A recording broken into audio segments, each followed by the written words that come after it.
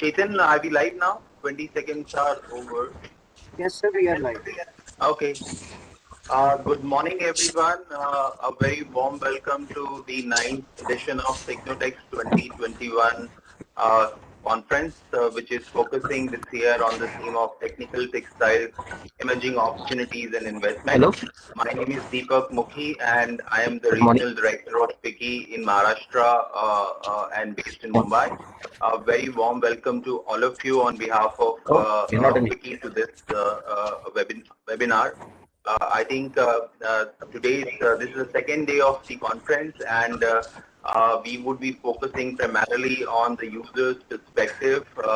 We had very encouraging word yesterday from General Bipin Rawat, Chief of Defence Staff, who said that armed forces are keen to procure indigenized technical textile items and partner with Indian industries as a part of Atmanirbhar Bharat initiative, and therefore these particular sessions today are very important from user perspective, and to understand that how procurement at various government organizations is taking place and what are the requirements for these departments. So we will begin today's session where we have very senior officers with us from the defense side, and this particular session will be moderated by Dr. Arindam Basu, who is the Director General of Northern India Textile Research Association, NITRA. He does not need actually any introduction per se. And we have very senior speakers, as I said, Major General S.S. Bhatia, who is the Additional Director General, Armed Forces, Armed Force Medical Services, Ministry of Defense, Major General Sanjay Sethi, Additional DGOS, Indian Army, Group Captain Chapo Thomas, Chief Engineering Officer, QAS, Indian Air Force, Mr. D. Jaisimhan, who is a Senior Naval Store Officer in Indian Navy, Mr. Joy Chakravarti from the private sector. He's the CEO of PD Hinduja Hospital based in Mumbai. And we have Mr. Prem Viswas, who is the second in command, Squadron Commander, National Security Guard. So interesting set of speakers for this particular session. And since we have back-to-back session, my request, Dr. Basu, if we can probably adhere to the time given to each speaker to see that we can close this session in time. So again, a very warm welcome to all of you, and we hope to have very fruitful session today and get to know various requirements for the Indian industry can reach out or work on those requirements as an industry. So over to you, Dr. Basu. Good morning and welcome to the first session of second day on technical textiles. It is especially today we will cover defense, medical and security institutions. That means we are trying to protect the protectors, because these are the people who are protecting us.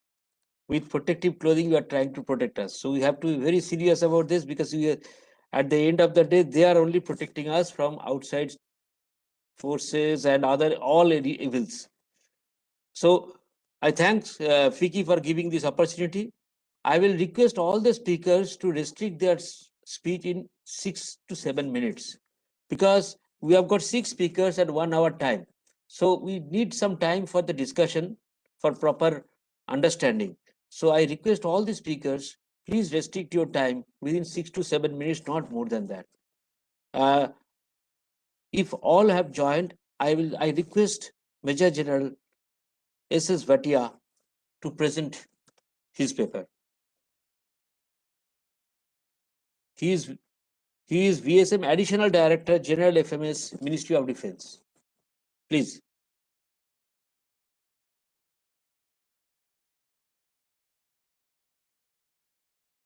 I believe he has not joined.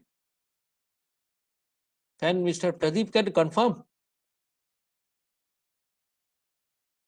I have sent SMS and calling also. So can I go to the second can I go to the second I speaker? see DGFMS Yeah. screen, so they seems to be online, but I don't know. Well, but this is a natural problem with the Dr. online. Basu, So you can go ahead. You can go ahead. Yes, you can go ahead. I request Major General Sanjay Sethi to present his paper. I would begin by thanking Deepak and thanking the chair for organizing this special session, to which the chair rightly said deals about protecting the people who protect the country. Army is a very big user of technical textiles, given the diverse terrain that we operate in and the kind of requirements that we have to fulfill the needs of the soldiers who take part in various operations. So, without wasting any time, I would focus on facts and data, and I have a small presentation to give out what is our requirement of technical textiles. So, I'll put the presentation on.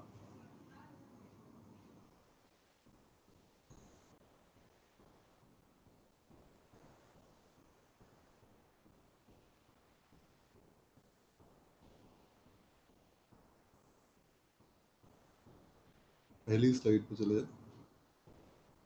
Right, next. Right.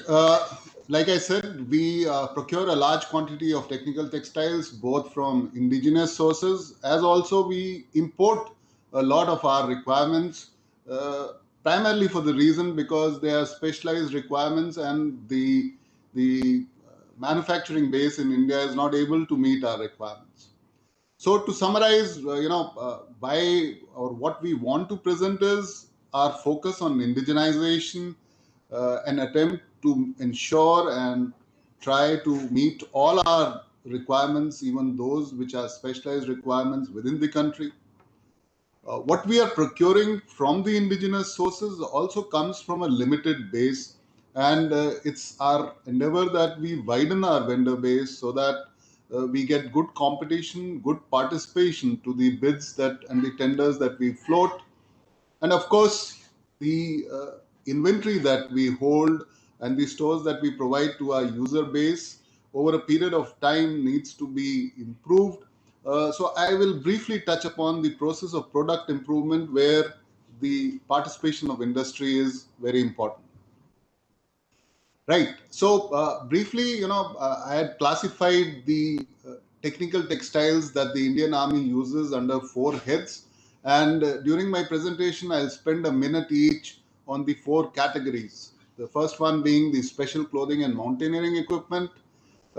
Second one being the extreme cold climate clothing, or other clothing requirements, and then some specialized equipments like the NBC clothing, the clothing used by the aviators. I will touch upon the procurement procedure in brief and also the product improvement procedure that the Army adopts while procuring these requirements. Right. So, next, please. Next. So the specialized clothing that we procure can be classified based on the altitude that it is used in. So we have people operating till the height of about 12,000 feet above mean sea level, and we also have people who operate above 12,000 feet.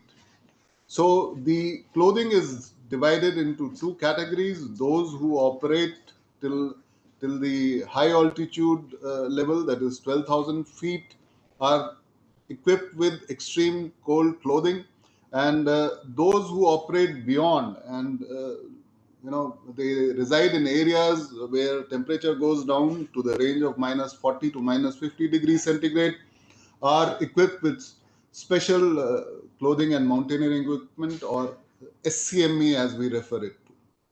So the screen tells you the kind of budget that we allocate to meet the annual requirement of these 2 categories. Next, please. Now, coming to the first one, that is the SCME. The SCME has roughly 57 items. 20 items are the personal clothing items, and the balance 37 items which fall in category 2 are items which are used collectively by a unit or a subunit. So primarily these are the items, like I said, are worn or used in super high altitude areas with temperatures ranging from -40 to -50 degrees centigrade. And apart from that, the wind velocity remains pretty high in these areas. The wind chill is a factor, the low pressure is a factor, and also the requirement is to have clothing which is ruggedized and lightweight so that it doesn't burden the soldier in extreme operating environment. Next, please. So what is on viewfoil is some of the items of the first category, that is the items which are used for personal clothing of soldiers. And like I said, there are a total of 20 items, but on the viewfoil is a subset of those items. What I want to highlight here is the items which are there in the yellow, we are still importing. The reason is that our requirement in respect of these items have not yet been met by the domestic industry. We have taken several measures towards indigenization, and as I go on further, I would cover them. And currently, for some of these items which are in yellow, Indian bidders have made a bid in response to our RFP, and their product is under trials, and we are very hopeful that in future we procure the items which are shown in yellow from the Indian manufacturers here in the country itself. Next, please.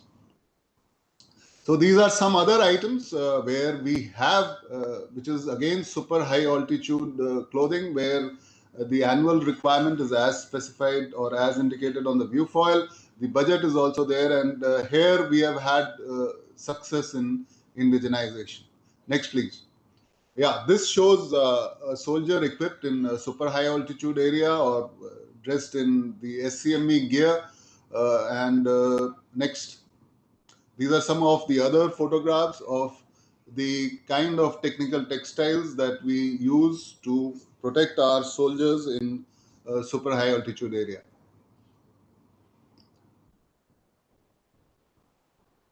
Right. So I was talking that, it's been our endeavor that the items which were in yellow, which we were importing, uh, we procure them from the industry in India, and they are manufactured in India.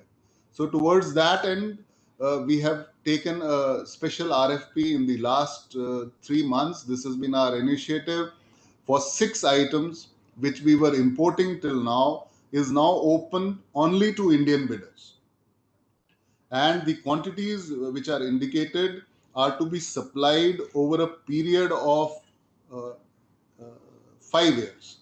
So, for example, sleeping bag special 75,000, we have requested Indian manufacturers to participate in such a manner that they supply 15,000 sets per year, every year for a period of 5 years. So, this has been done to ensure that the industry is aware of our requirements over a prolonged periods, and it is just not a one-time affair.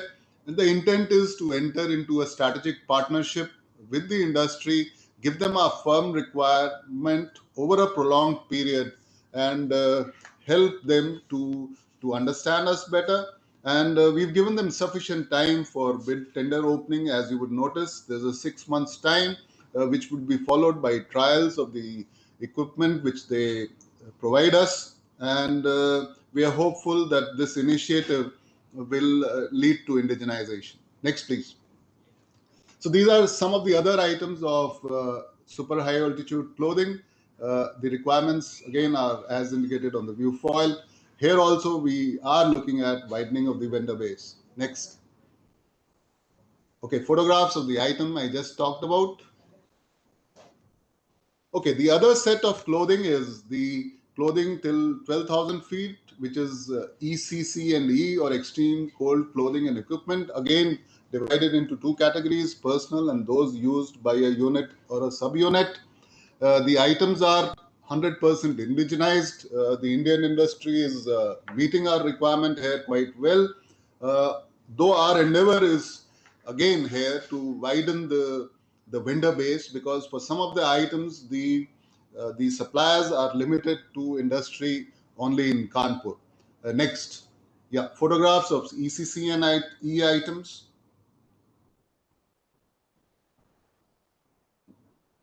Next, yeah. Uh, the third category that we procure is clothing items which are used by the Indian Army personnel who are not deployed in high altitude area, who are in all other geographical commands of the Indian Army.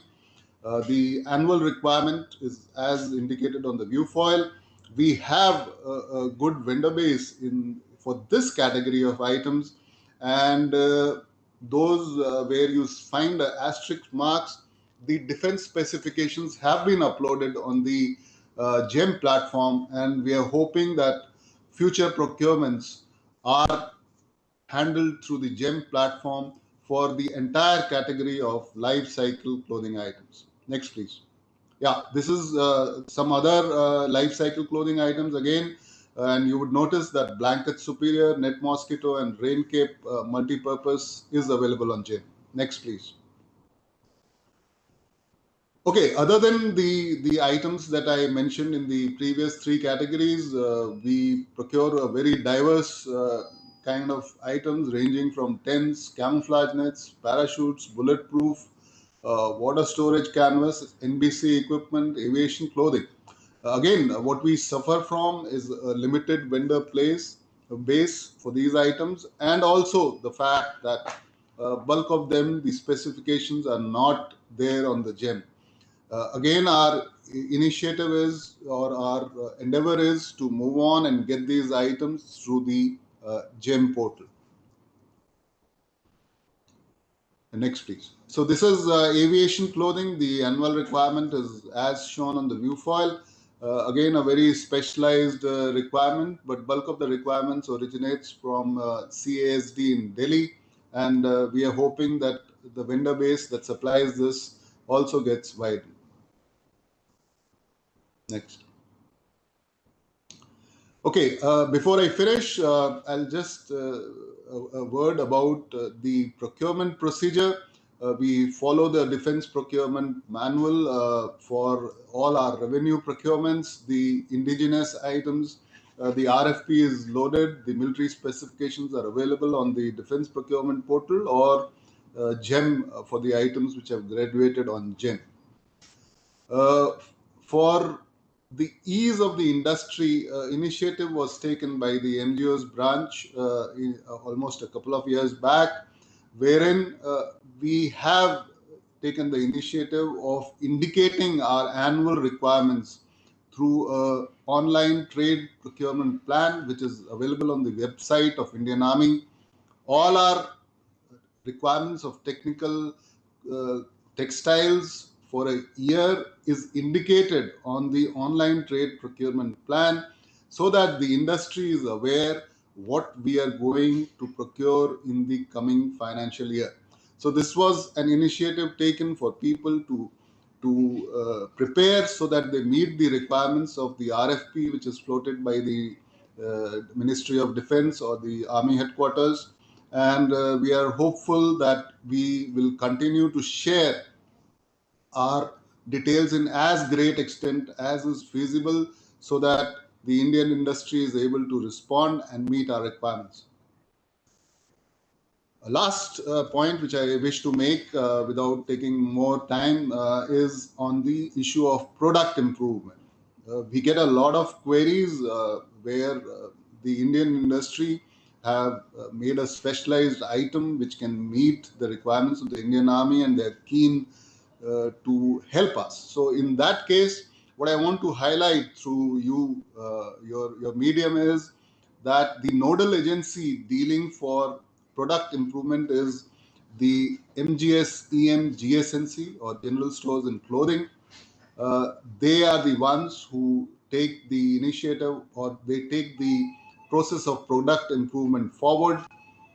Mostly we get the requirements from our various directorates, the line directorates, the user directorates, and the process involves conduct of a very comprehensive user trial in a variety of terrains, and post conduct of user trials, the technical specifications are finalized with the help of the DGQA, and the item is inducted. Next. We have also made an endeavor to widen the scope of trials lately, very lately. And in this particular case, we do a limited trial followed by a wider user trial before we finally specify or freeze the specifications. So there has been a very good response from the Indian industry, particularly in our endeavors towards product improvement.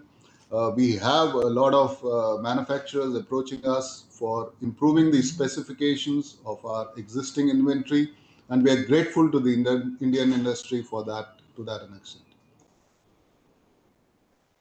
Next, please. Sir, we have to finish it now. Yeah, I have finished. Thank you so much for giving us this opportunity to present the requirement of Indian Army with reference to the technical textiles. Thank you. Thank you. I'm sorry, but we have to maintain the time. So Yes. please, my request is to next speaker also, please, time management is very important today. So may I request Group Captain Chako Thamas to present his paper? Yes. Good morning, sir. I'm Group Captain Chako. It's my honor to represent the IAF in the Technotex 2021 and to provide an IAF perspective on technical textiles and their application in the IAF. We welcome the opportunity to present the various different areas in which technical textiles are used on airborne and non-airborne platforms. The scope of my presentation would encompass different kinds of technical textiles and details of their features. However, due to paucity of time, I would only share major properties that are required by the IAF in a few cases.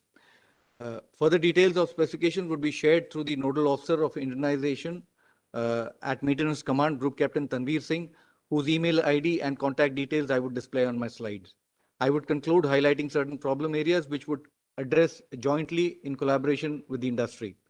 It would go a long way in becoming Atmanirbhar in all technical textile requirements of the IAF. The applications are listed as shown on the slide: parachutes, harness systems, heat zone insulation, low pressure hose reinforcements, upholstery, fuel filters, fabric reinforced rubber hose for ATF, glass cloth and cotton fabric for stabilizers and fuel tank lining applications, cloth glass for upholstery in loom hot zones, glass cloth for loom sleeves binding, Leicester KP tapes for loom sleeve binding. But my major requirement would be for parachutes. A small photographs of that has been highlighted here. The fabric, the tape, the cord. There are individual items which will require to be shown. Fabric, as far as fabric is concerned, it is mostly nylon 66, and it ranges from 48 GSM to 109 GSM, as shown in the slide. One of the examples, we would be giving details of the specification as shown on the slide. For all requirements individually, air porosity is a major thing as far as fabrics for the parachutes are concerned. The braking strength and such. Then in harness systems and brake parachutes for all types of aircrafts, as shown on the slide. Webbing systems which are used for attachment of the fabric and the rigging lines, mostly made of nylon, and with end use as shown, harnesses for even seats and brake parachutes both. An example of the webbing nylon is as shown with all these parameters and their specifications, all IS tested, all with IS methodologies. The major unit which uses this does the procurement of 16 BRD at Delhi. These are the harness systems for different aircrafts in the Indian Air Force: Su-30, Jaguar, Mirage, Jaguar lowering line, Mirage backpack, Kiran. These are cords that we require in the parachutes, all made of nylon, as well as cordage in certain cases, where used for brake parachutes, and rigging lines, whipping tracks of the bag, lowering lines of Jaguar, stitching in the CSP. One of the items which have been specifically mentioned over here is this cord nylon 182 GSM. This will have these specifications as mentioned. The material is again nylon and nylon 66. These are the brake parachutes that are used by the aircrafts to while landing to slow down the aircraft, and there is where many of the parachute requirements also come up. The tapes are also part of the parachute, both man parachute as well as brake parachute, and tape nylon, tape tubular nylon. These are the types of rigging lines that we use. Tape nylon, one of the examples of tape nylon with the specification is as shown on the slide. Canvas cloth for bags and harness, thigh pads, carrying bags, Kiran backpack cover, all made of nylon and cotton. These are the specifications. Threads also used for various types of safety locking and stitching. One of the examples where we will mention the specific areas and features that are required in the thread. This is a radar that we use, balloon radar, where there are different lines that are used for securing the balloon when in the air. The confluence lines, which is a 5 by 8 inch polyester double braided rope to distribute ether load, mooring lines, close haul lines, nose line, pin guy lines, snubber, spring. All of these are polyester and nylon double braided ropes used for rubber radar stabilization. We also use technical textiles in fuel filters, where the coalescer and the separator, the bodies are made with synthetic filtering membrane with 1 micron filtering capacity. They need to maintain specifications of EI 1581, 6th edition. Reinforcements in free-length rubber hoses used for ATF and air, as shown on the slide, with 115 120 bar pressure. Fabric requirements also there: cotton fabric and glass fabric for stabilizer, fuel lining, and fuel tank lining, all having IS specifications.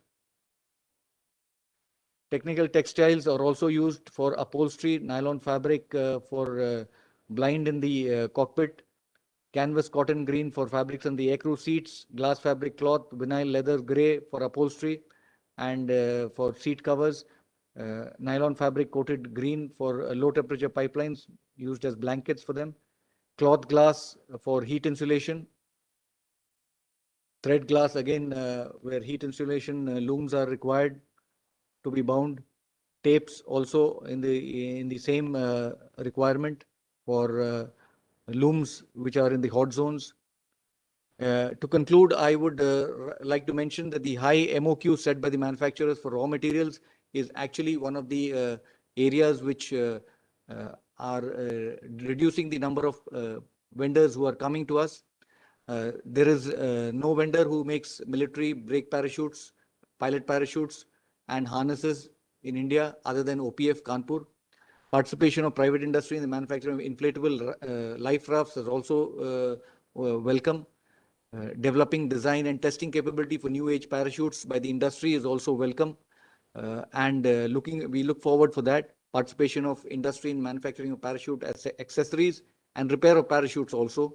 Design of and development of various aerostat ropes, the balloon radar that we were talking about. These are the areas where we look forward for your participation. However, the only requirement is that you need to cater to a high degree of reliability in adhering to mill standards, which are ensured by semi-like certification. This process is governed by DDP MAS, which is recently revised in 2021 during the air show, Aero India, ensuring authentic and reliable certification through laid down test methodologies, which seem to be stringent but are in the interest of flight safety. I have finished, and this is these contact details for the Command Indigenization Officer at Headquarter Maintenance Command, Nagpur, where he will be the nodal officer for giving you all the information as regards the specification and linking you with the final customer at the different BRDs, who will actually be telling you what is their requirement and sharing the specifications as well as the LC contracts if required. I finished. Thank you.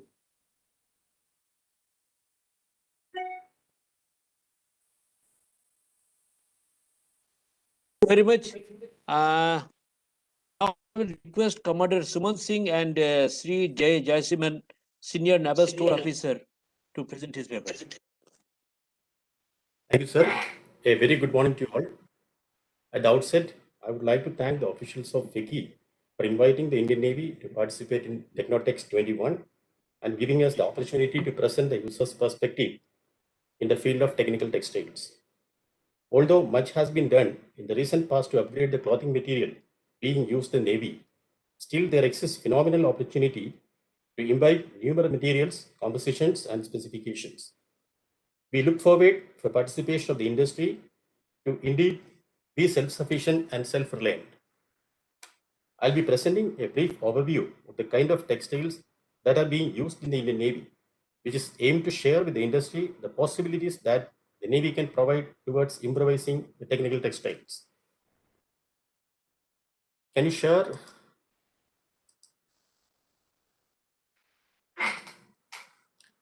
The sequence of the presentation is as flashed on the screen.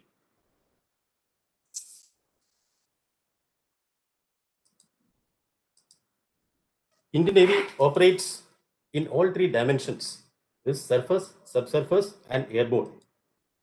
The requirement of clothing depends on the medium of operation. These specifications are developed in consultation with the trade, industry, and professionals in the field. Specifications are tailor-made to meet the specific requirement on the area of operation in the Navy. At Naval Headquarters, Directorate of Clothing and Victualling is the nodal directorate for all clothing items. Formulation and upgradation of the specification is one of the major activities of the DCV. The major items related to technical textiles and currently in use are FR and NBCD production items. The details are as flashed on the screen. We have identified 12 items where application of technical textiles is possible. Those 12 items I'll be flashing now. Aluminized fire proximity suit. The requirement of this item in Navy is very minimal, approximately 200. The basic material content is aluminized fiberglass, fire retardant cotton, and woolen linen. This is mainly used for the firefighting purpose. The Bristol suit. Here also the requirement is 350 approximate, used for firefighting. The material content is Nomex and aramid. NBC permeable suits. The basic material content is nylon, non-woven fabric, cotton. The approximate annual requirement is 220. This is mainly used for protection against nuclear, biological, and chemical environment. NBC decontamination suit, also used for protection against nuclear, biological, and chemical environment. Approximate annual requirement is 190. Fire resistant action overall is one of the largest moving items in the Indian Navy. Presently, we are using FR viscose and aramid 50-50. This is a daily wear in the ships and submarines, and therefore it's one of the most important clothing of the Indian Navy. The annual approximate requirement is around 93,500. The overall CE is mainly used by the civilian personnel working in the Navy in the dockyards and the repair agencies. It is a polycotton material and annual approximate requirement is 31,900. Rain suit. The material currently being used is polyester, which is mainly used in high seas and apart from coastal areas. The approximate requirement is around 31,000.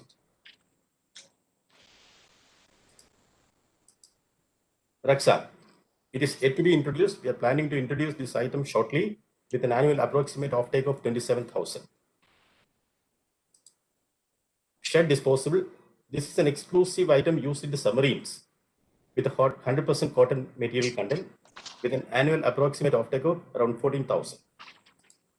Same as trouser disposable with 100% cotton material used exclusively in submarines with an annual offtake of 14,000 numbers. Harbor walking rig is again for a submarine specific requirement.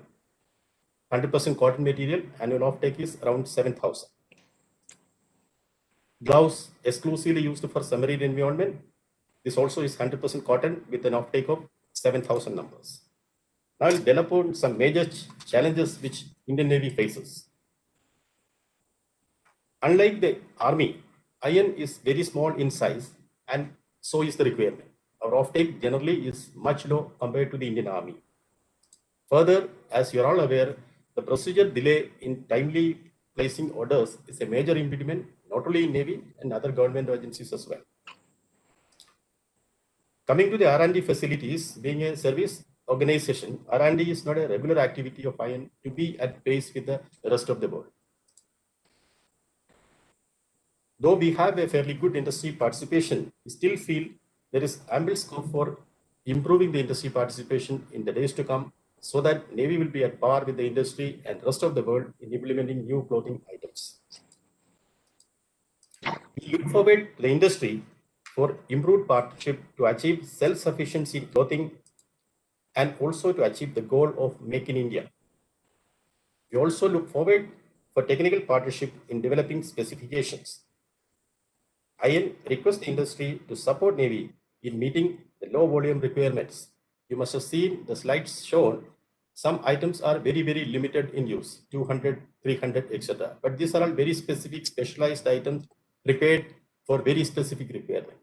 Here we look forward to the industry to come forward and support in meeting the small requirements. This definitely can be achieved through integration of customers of common used items. With this, I conclude my presentation and I thank you all for your time and the interest. Thank you very much for finishing within time. May I request to join this? Yeah. Firstly, my apologies because there was a little confusion on the time. So, although I do not have the presentation at this time, which is ready, but I would like to bring out certain points that DGFMS is a prime consumer of medical textiles, and there are high technology related textile material which is being used in various medical fields, which are constituting about 20% of the 20 to 25% of the total expenditure of the DGFMS budget, which runs in 4 digits in crores. So the medical textiles become a very important key area as far as our involvement with the industry on this count is concerned. Firstly, I would like to state that the medical textiles are exclusive to the DGFMS. They are textiles which relate to all other medical aspects, and there are so many consumers. And if we look at a 130 crore population, but DGFMS is only responsible for about 1 crore, which is about 40 lakhs, 45 lakhs of armed forces personnel and their dependents, and about 45 lakhs of veterans. So it is about 1 crore. But as a budget and as a consumer, we remain in the top of the budget line for purchasing it and laying down these standards.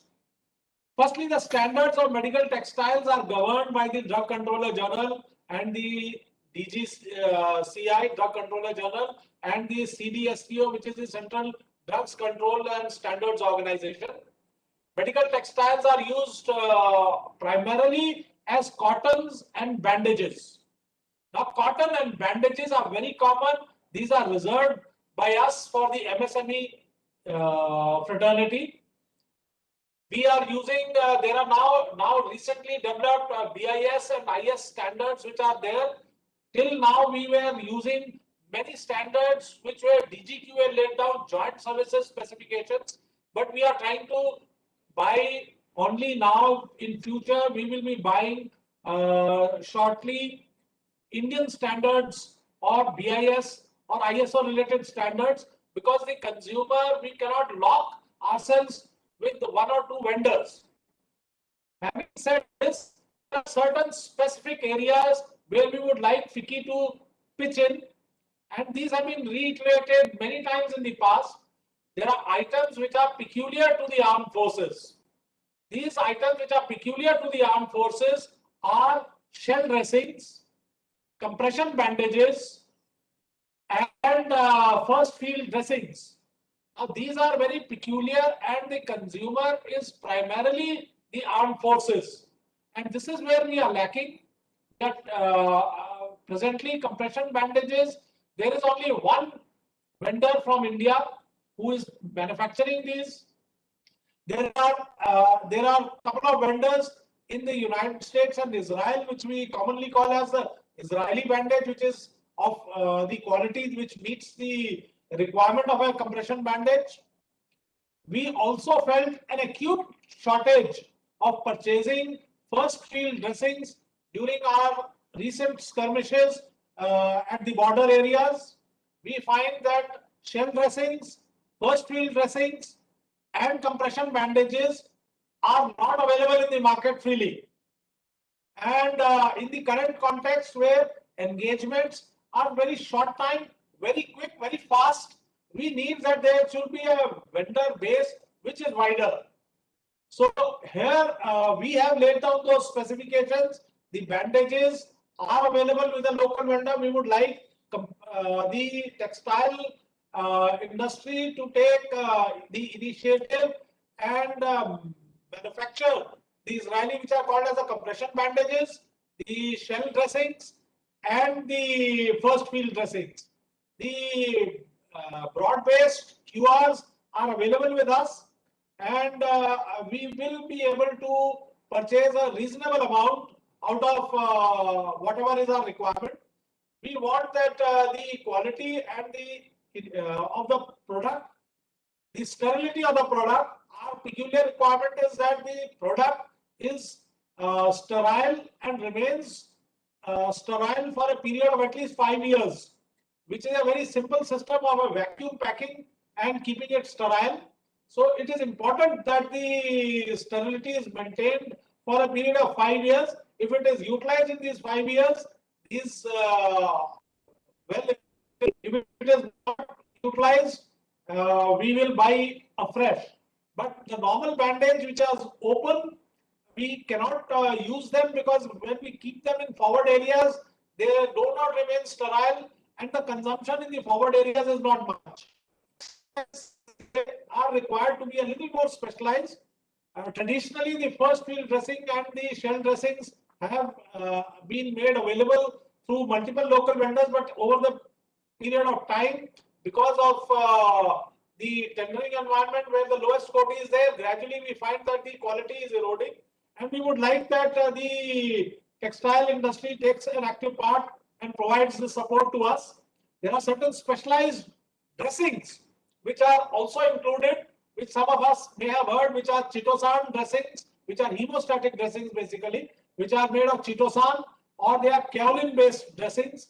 So these are again items which are they are used in trauma cases or injury cases outside the armed forces, but primarily these are meant for the armed forces. We do find that these are being sold to the from foreign manufacturers into the armed forces and the paramilitary forces. We would like that the textile industry takes an innovative and an initiative to go ahead with these. With these, I thank the FICCI for providing an opportunity. I had the presentation, but it could not be. I had to finalize it. I had a meeting in the morning. So I'm sorry I could not have the presentation, but the BBQRs and the industry can coordinate with us to provide these to us. Thank you. Thank you very much. Now I would request Sri Prem Viswas, second in command, squadron commander, National Security Guard, to present his paper.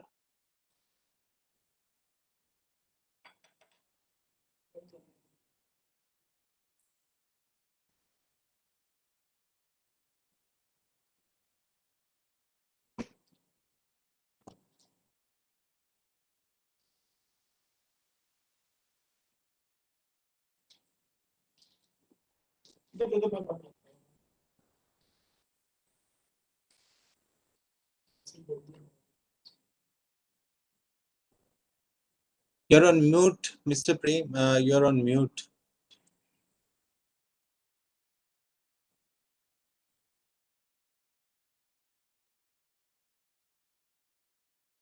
Sorry, sir. I hope I am audible now. Yeah, it is audible now. Good morning, Arina Basu, sir, senior panel members from all the forces and participants who are in this discussion. I am Prem Viswas to IC Provisioning as Squadron Commander, looking after the provisioning matters and procurements at NSG DG Headquarters, New Delhi, Parliament. Through this presentation and discussion, I'll be presenting the perspective of the user requirement of National Security Guards, which has a very specific role, as everyone of us is aware, particularly the senior members of the panel are very well aware about the role and tasks being performed by NSG.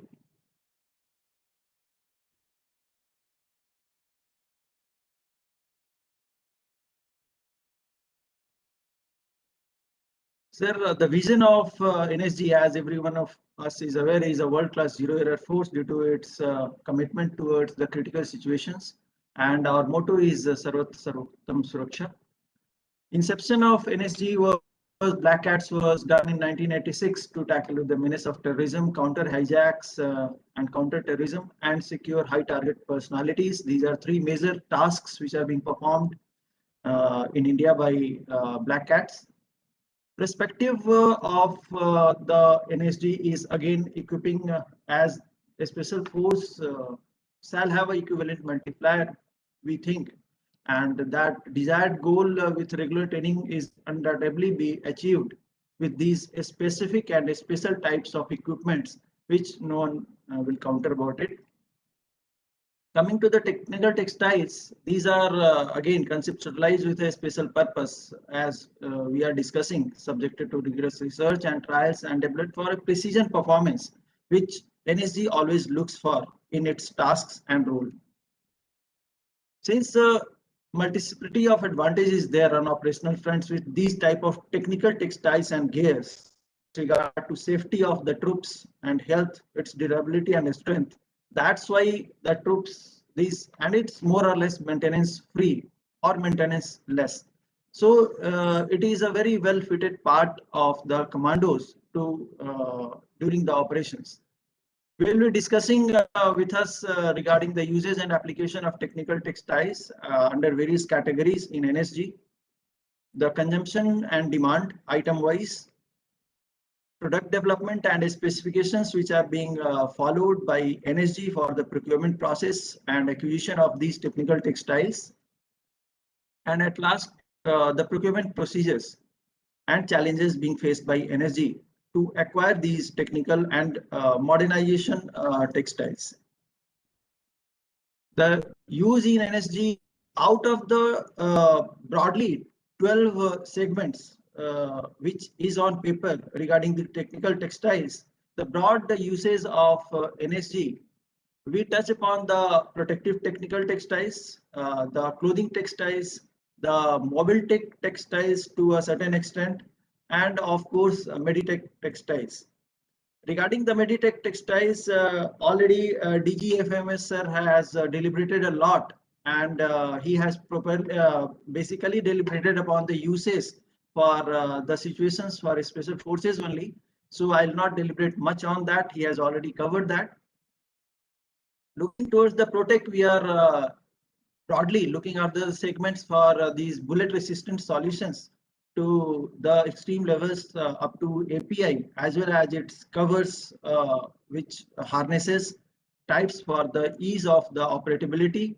These fire and water resistant fabrics and apparels, these which are having high abrasion and strength, the blast protective clothing items with a scope for maneuverability and flexibility during operability, and the breathability due to the long hours, which is not known to the commandos, and obviously it is helpful during operations, and to a certain extent those technical textiles and communication textiles for a group operation during a special ops. Coming to the Protect, we are looking up on these communicative smart textiles and these abrasion resistant and flame and water retardant textiles, and ergonomic and slip resistant foot gears, especially for different kinds of operations we endeavor into.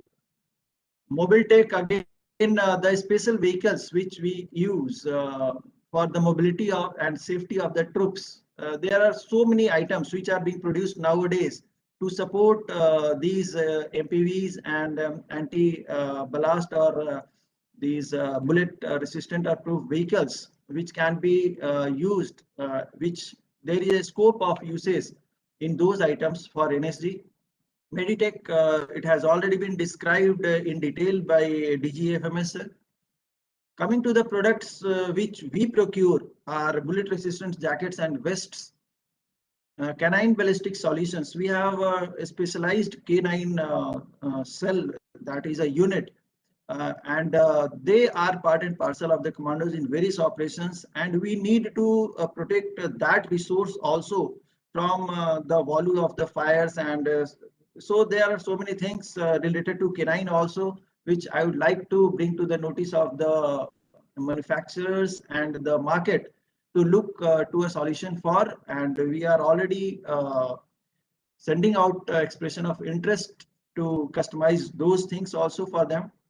We have sales tactical operational clothings, that is FR and abrasion resistant, tactical shoes for different types, fall and impact protective gears, such as these knee pads, elbow pads of various types. There are so many types of technologies which has been infused nowadays in international market.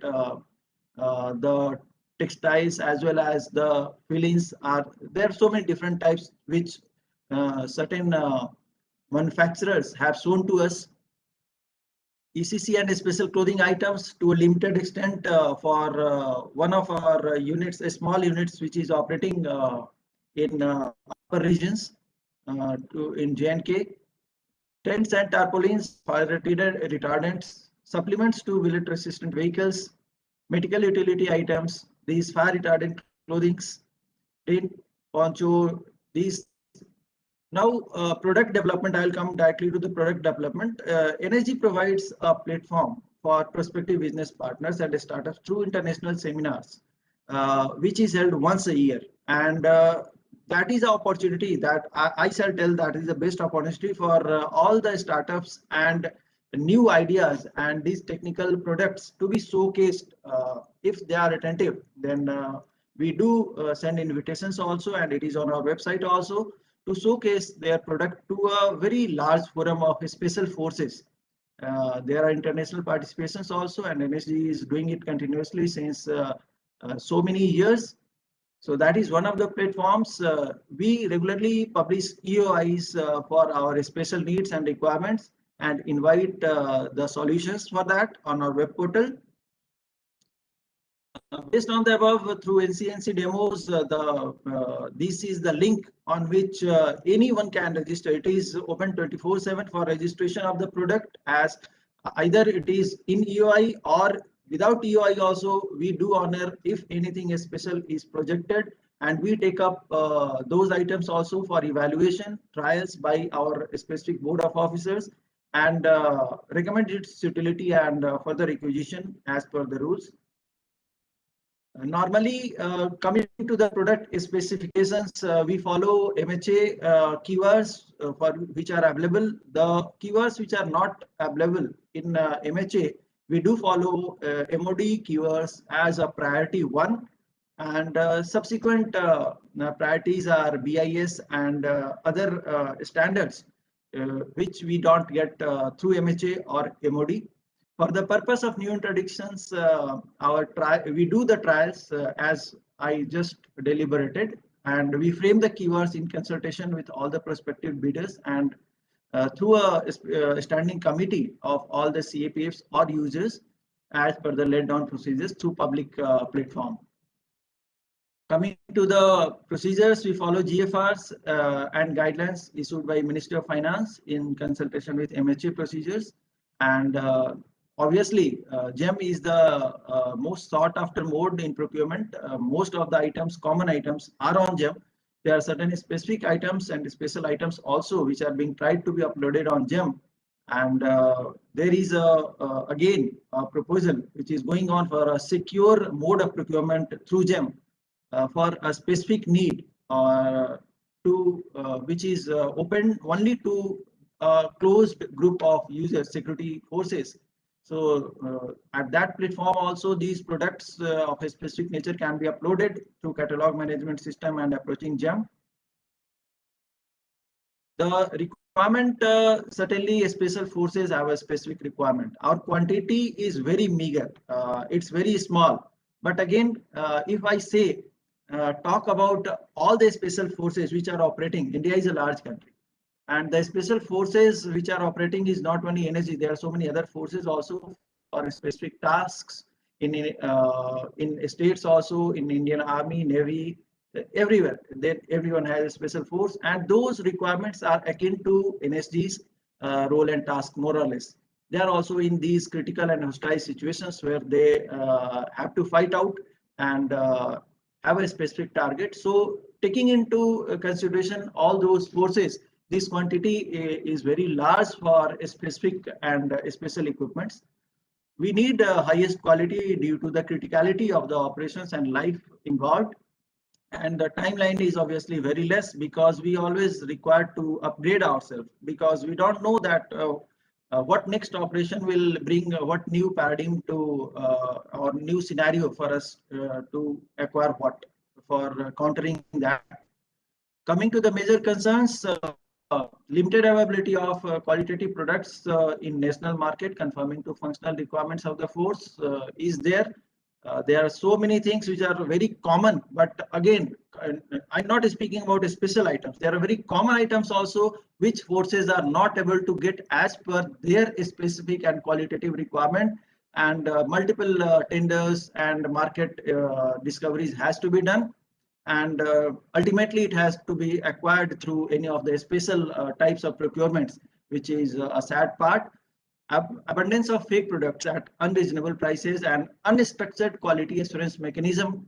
The quality assurance mechanism we are following is for CAPF and NSG is really a thing which needs to be given a proper shape, with responsibility to be fixed for non-qualitative performances at later stages. And obviously the awareness is also limited regarding technological advancements while formulation of keywords or benchmarking of the products, which limits us to a certain extent while acquiring it. This was all from my side. Jai Hind. Thank you.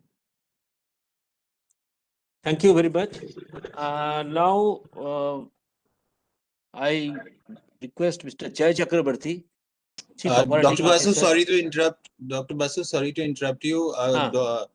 Joy would be joining in the second session now. He has some emergency coming in the hospital, and he has just left. So he is requested to move his presentation to the next session. So I think we will have to, have him in the next session. So I think maybe we have been able to finish in time, I believe. Yeah, that's right. That's right. So if I request, if there is any questions, we can have some another 5-10 minutes question and answer session, if there is any question. If there is no other questions, I have a request. that we have been, we can see that all the speakers are telling they have got the standards, and slowly I think BIS has started increasing the number of standards for all technical textiles. Is there any possibility to slowly shift to a single standard by, of course, based on the usage, single standard for product purchased by all the forces, only follow the BIS standards, so that there will be widespread producer? Because if there is one standard, the number of producers will go up, and then the choices will be more. This is my just a question.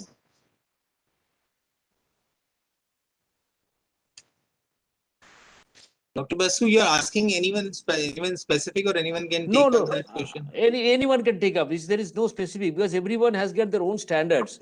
See, every forces have their own standards, either MHA, MOD, or any other standards. So, is there possibility to coming to a point somewhere?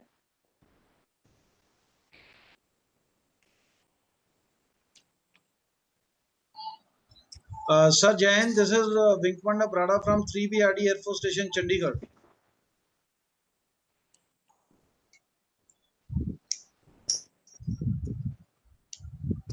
Yes, please. Please. Sir? Sir, the standard can't be made as a single standard, as the requirement and the use of the fabric at different places are different. And for the aviation grade, we do have a fire retardant, as well as somewhere we are using for the hoses in as a fabric. So the requirement is different. So we can't ask for a single standard. The material and the specification for the different applications is required to be different, sir. So we can't make a, yes, we can make it all the materials under one umbrella, but we can't specify that this standard is the one standard which is to be followed, sir. That is a little bit difficult to follow in spirit. Yeah, this is the additional DJFMS.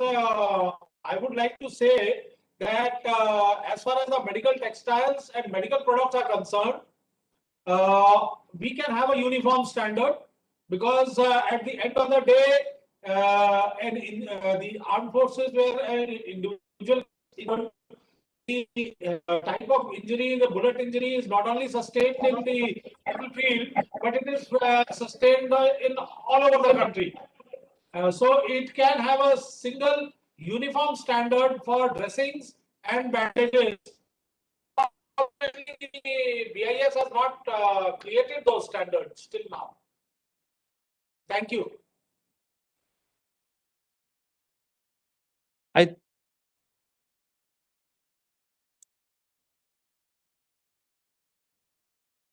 Dr. Basu, you're on mute here. Yeah. Please answer. I think. You were on mute, so you were asking something? No. I'm just, because I think somebody is interested to answer. So I'm just telling them the answer.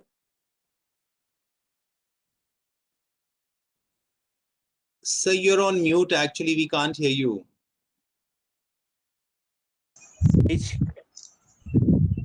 HQM, I think.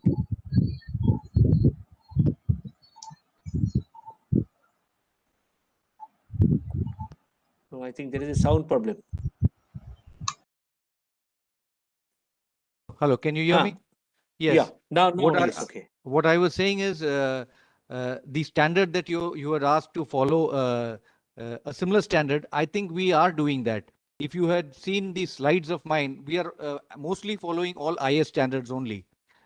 Yes. I'm sure you did not suggest that it is one single IS that we need to follow. The ISs are different. Maybe somebody has misunderstood that. No. I'm not telling that. Exactly. So we are following IS standards most of the time. And some of these standards, which are, I have mentioned in my slide also, that is the EI standard for certain filters, which are not available in the IS standards, are being used otherwise. But they are very specific. But the majority of requirements are catered for in the IS specifications itself, IS test methodologies.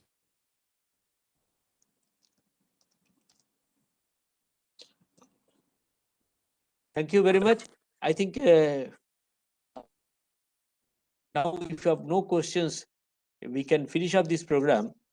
Thank you all the speakers to keeping within the time.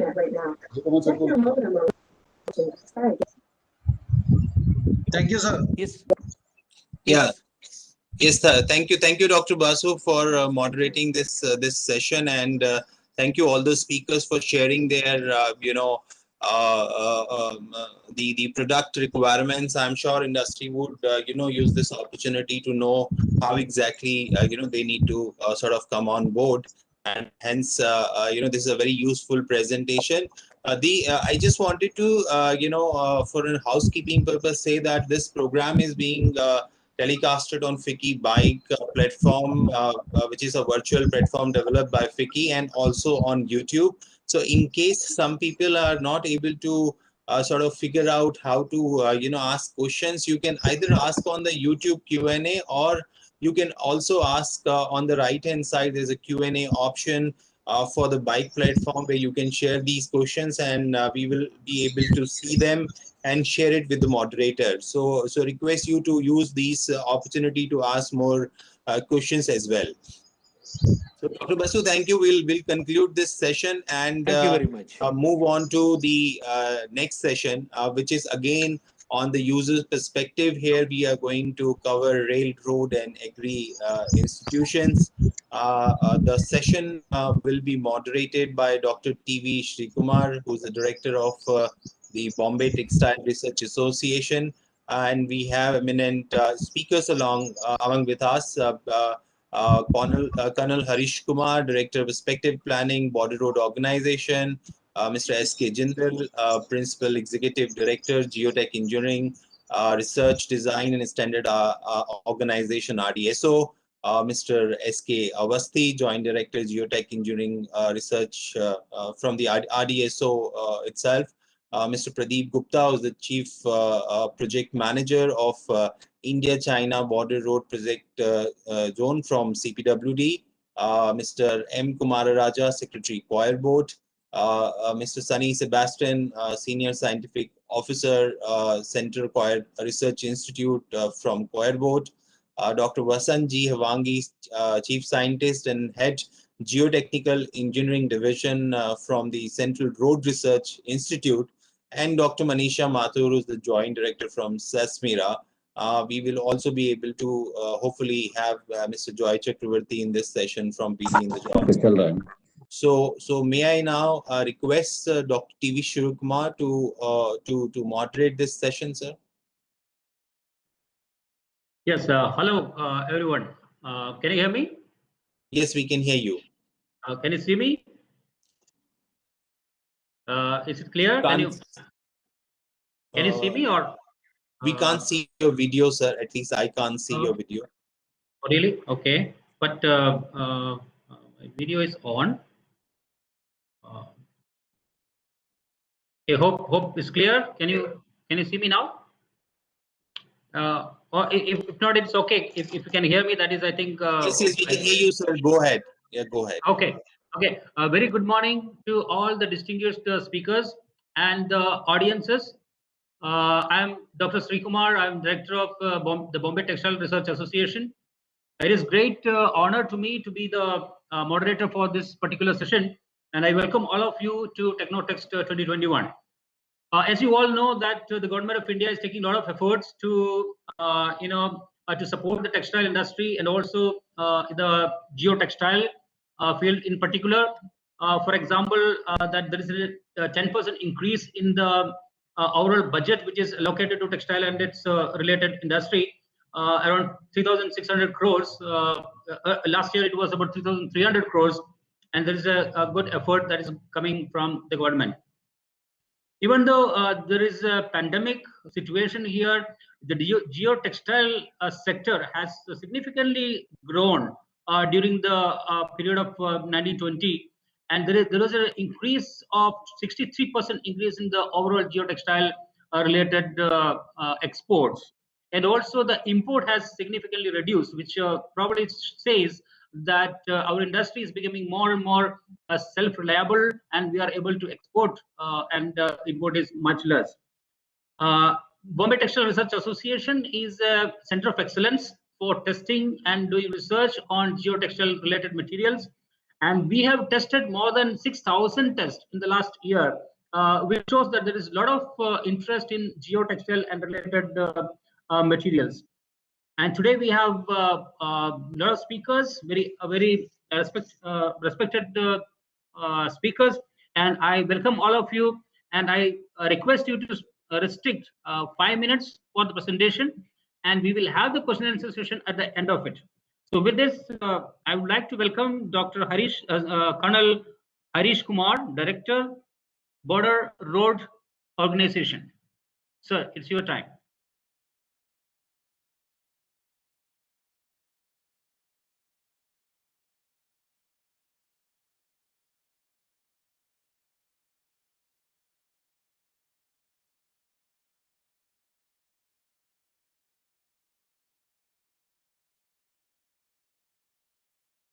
Colonel Harish Kumar, are you there? Yeah, okay.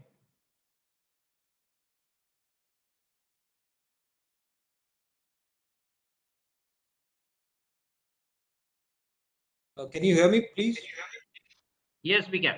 Yeah. Can you see my presentation also? It's black. Yeah. Now we can hear. We can see that. You can see this. Okay. Yes. Yeah. Good morning to all of you.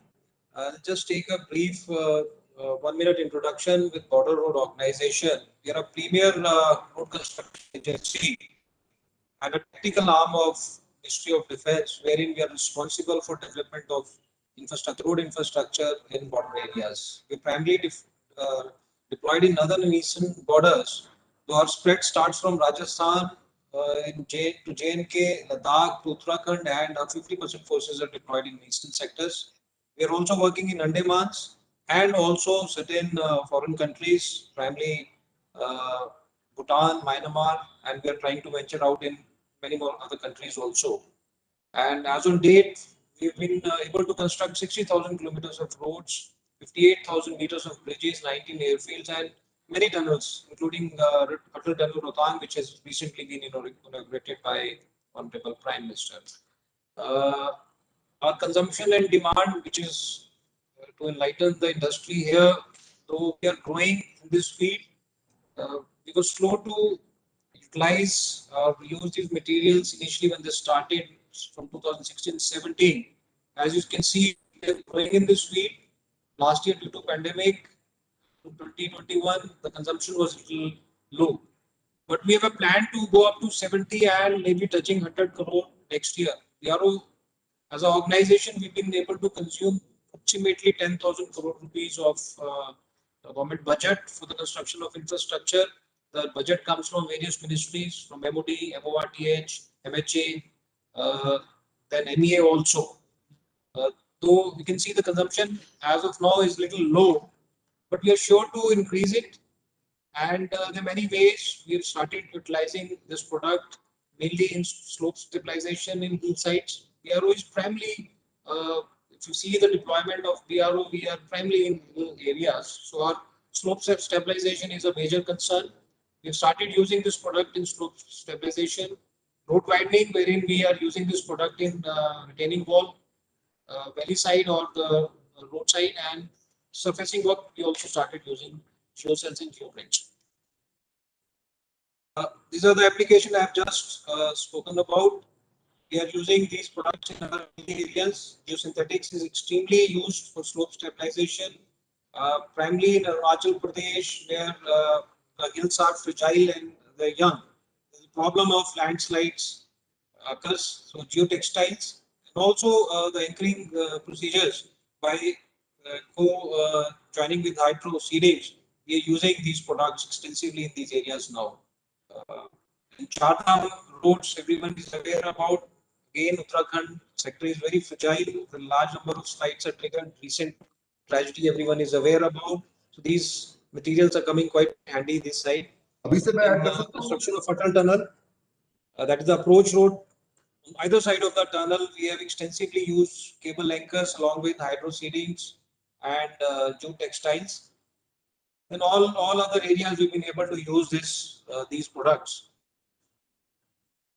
Just to highlight where all we have been using these products so that industry is aware about it, what is our requirement and how difficult is the sector in case people are able to venture out in these sectors, how they have to be geared up in terms of supply and keeping the supply open during tough terrain, tough weather, and even though in pandemic situation also.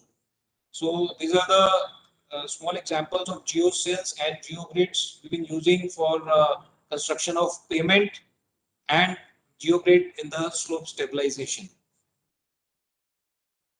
Again, certain examples, these are the forward areas of Arunachal Pradesh, where on Indo-China border roads, we've used geosynthetic geocells for the construction of the pavement and the construction where material was a scarcity, aggregates were difficult to find. By using these geocells and the local available material, we've been able to make these roads in the forward areas. Certain more photographs of these areas, the challenges of the area. There's a slushy area in the same alignment. You can see the water is always seeping in. It's very difficult to make a conventional kind of roads. By using these geocells, we've been able to make these roads. Now in Char Dham axis in Uttarakhand, these are pictures depicts how we have used bolt anchors and geosynthetics. It's primarily jute synthetics we've been using for stabilization of the road after the hydro seeding is done on these axes, and the results were very heartwarming. The similar, I mean, these are the photographs of the same area. These are the before and after photographs after the stabilization has been done on the slope. One of the Narendra on the chart is Narendra Nagar bypass. After doing this stabilization and hydro seeding, this is how the site has started stabilizing, and the heartwarming results have started coming. There's similar photographs we are using, similar kind of methodology we have used in Arunachal Pradesh also by using geotextile material. Similar few more photographs of the same area. I just flash through these things. There's another method which we have used, Aerodox, cruciform horizontal consolidation units, wherein steel beams have been used, and thereafter again hydro seeding and jute textiles have been used for the stabilization. The results are good. Similar location. This is the approach road to the Atal Tunnel, where rock bolt anchors have been used of kilonewton capacity, and subsequently geoseeding, hydro seeding has been used in this area. The results are yet to be seen, but I'm very sure with the experience of other sites, we've been able to achieve the similar kind of results. Now, talk about Ladakh at the height of 17,000 feet. This DSDBA road was in use quite some time.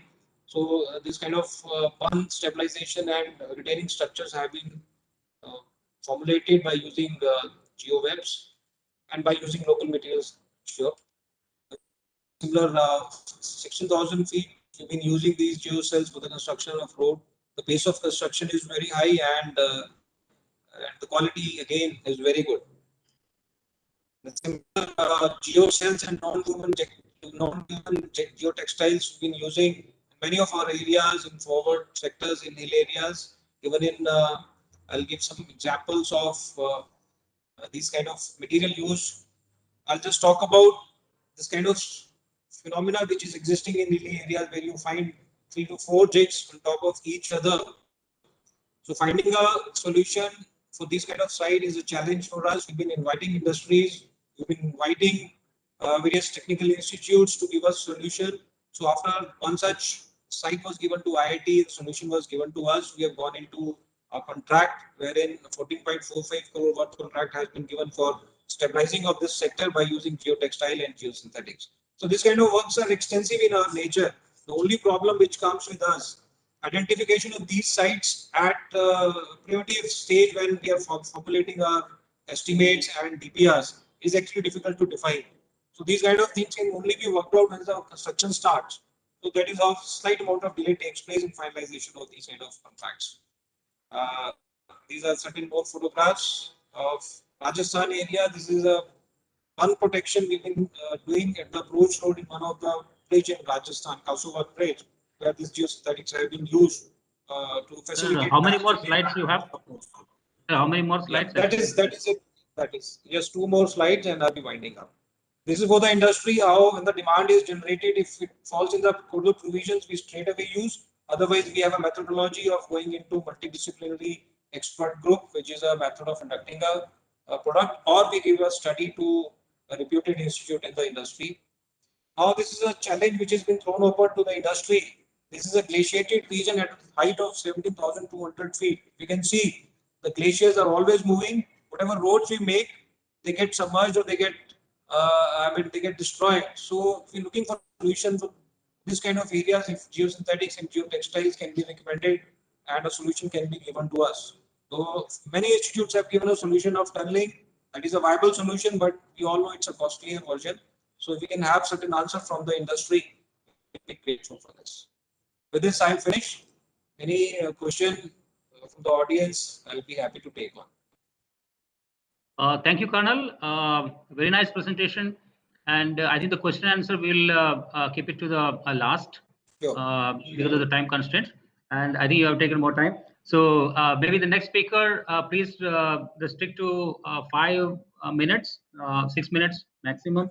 The next presenter is Sri S.K. Awasthi, Joint Director, Geotech Engineering, Research, Design and Standards Organization.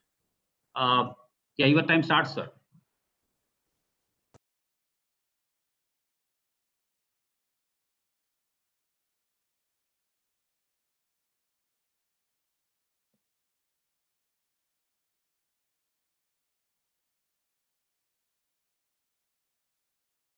Please go ahead.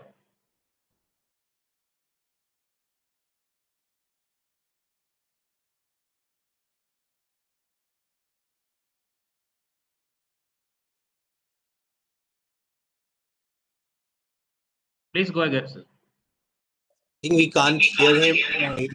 Yes. We can see the presentation, but we can't see. We can't hear.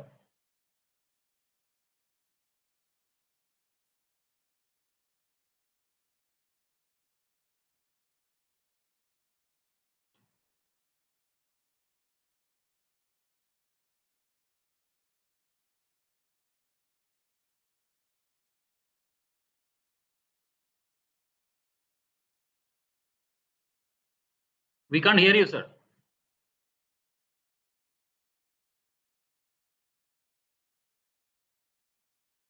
Mr. Awasthi, we can't hear you.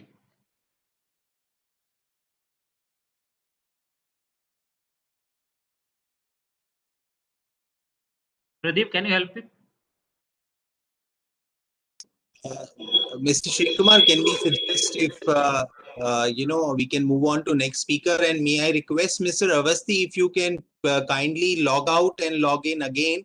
Sometimes because of that audio gets reconnected. So may I request you to please log out and log in while we move on to another speaker, and we'll invite him after this second presentation.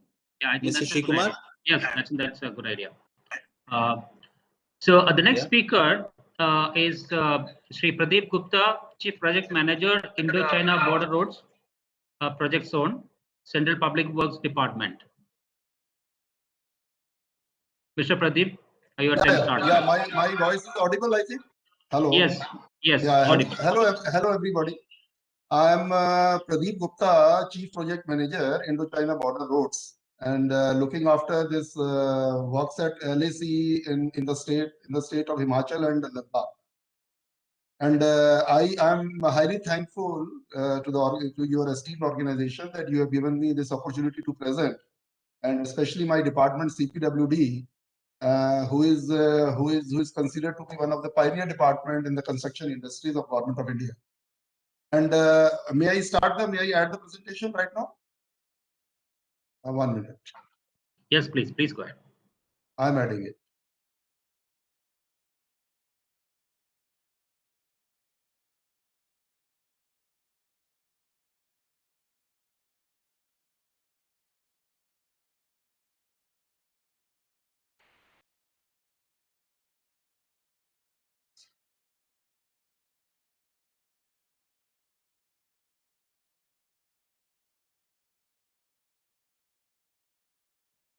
Sir, is the presentation is visible to everyone? Yes, it is visible. Okay, thank you.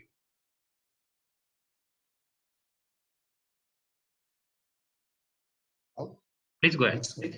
Yeah, 1 minute.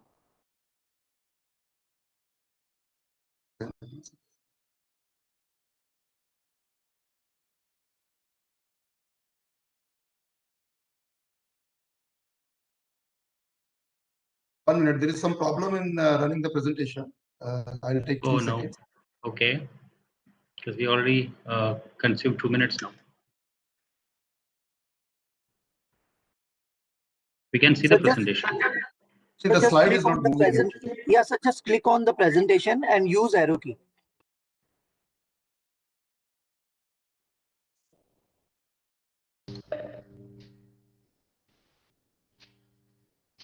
Hey, can you guide me again? Hello. Just click on your mouse on the presentation and use keyboard arrow key. Okay.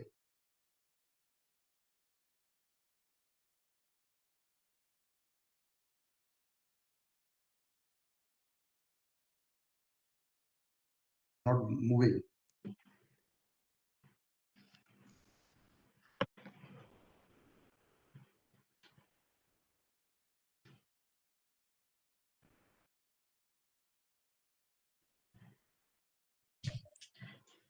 Pradeep, Sorry, can you take control? I think you can move on to the new speaker, and I can take a slot later on. That will be better, I think.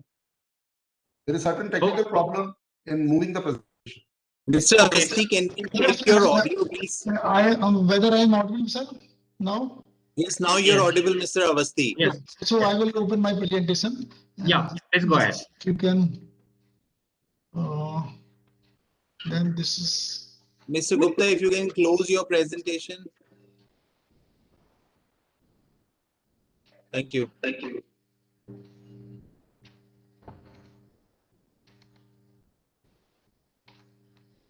Yes, Mr. Avasti. Yes, please. Yes, I'm just sharing my presentation.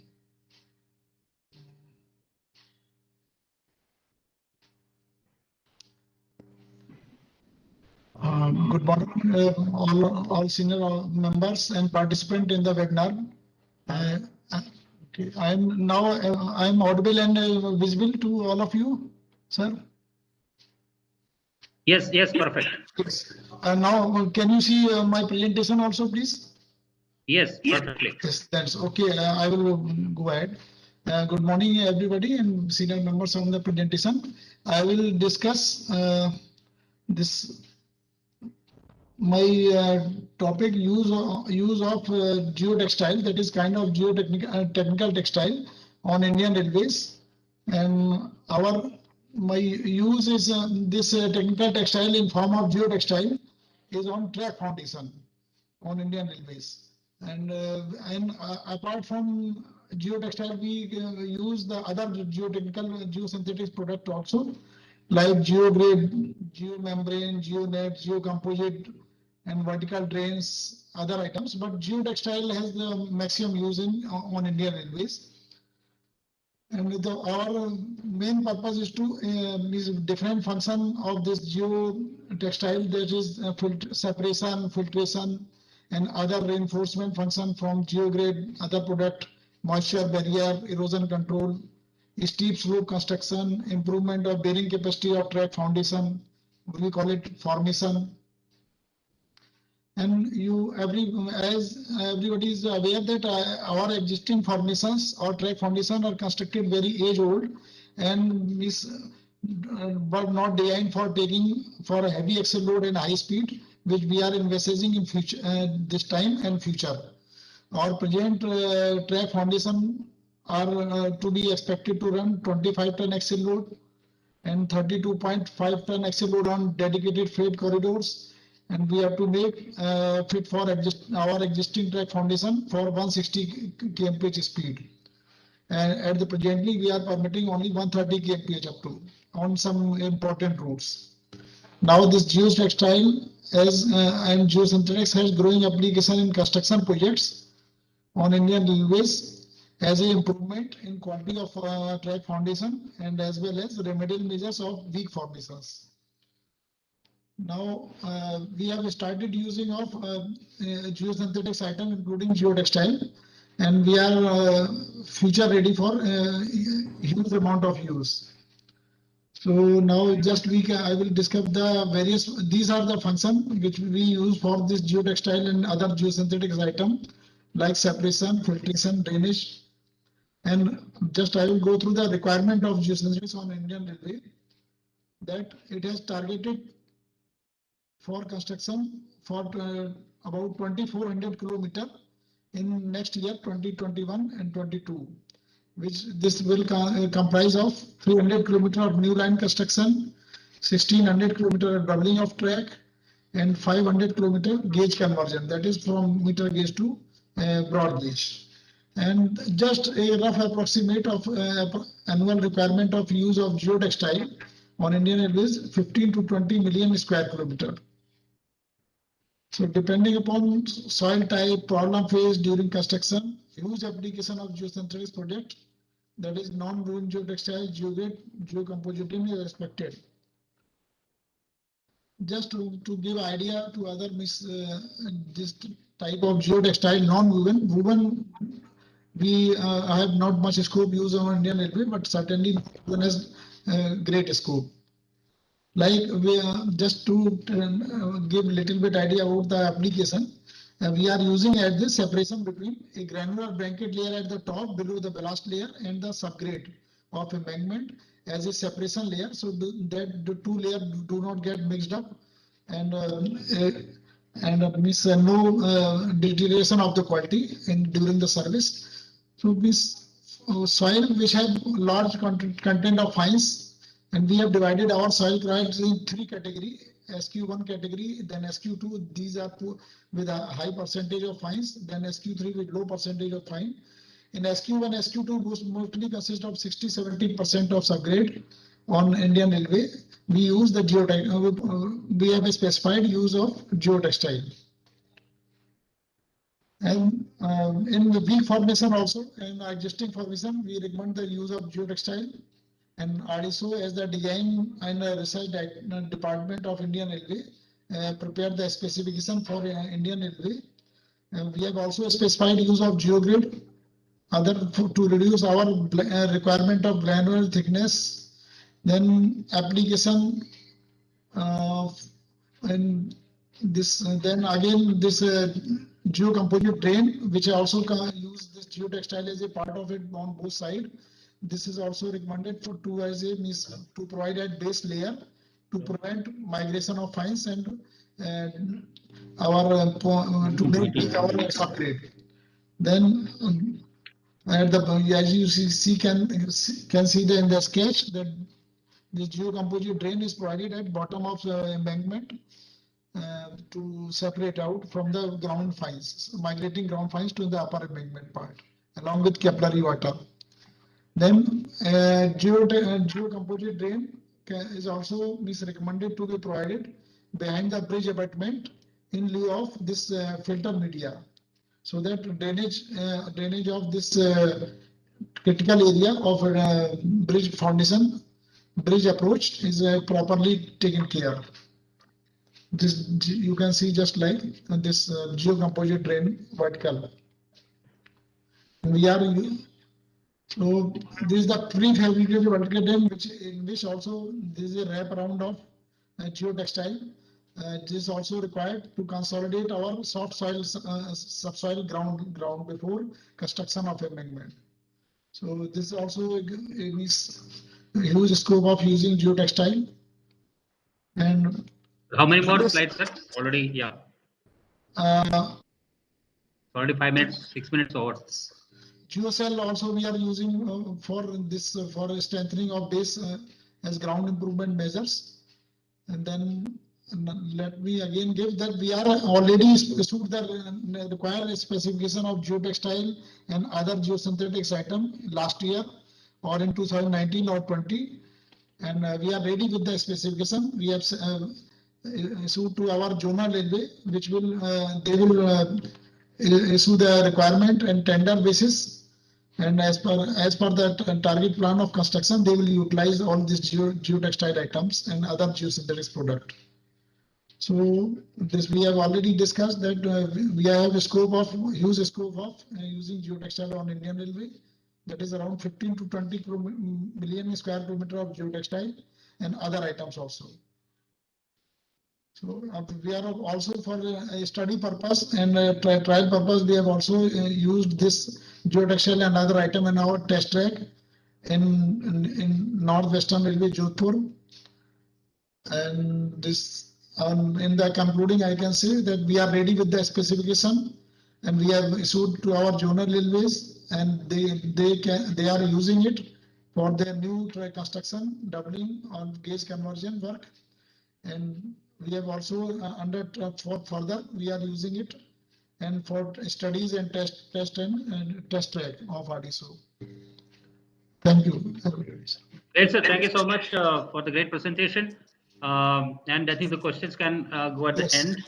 And I would like the next presenter to be strict with the 5 minutes or maximum 6 minutes because we are getting delayed.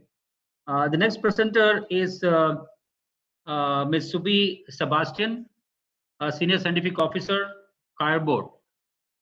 Yeah, very good morning, sir. Very good morning to all the participants. Am I audible? Yes, you are audible, and please restrict to 5 minutes or 6 minutes maximum. Yes, sir. I will do that. Thank you. Thank you so much.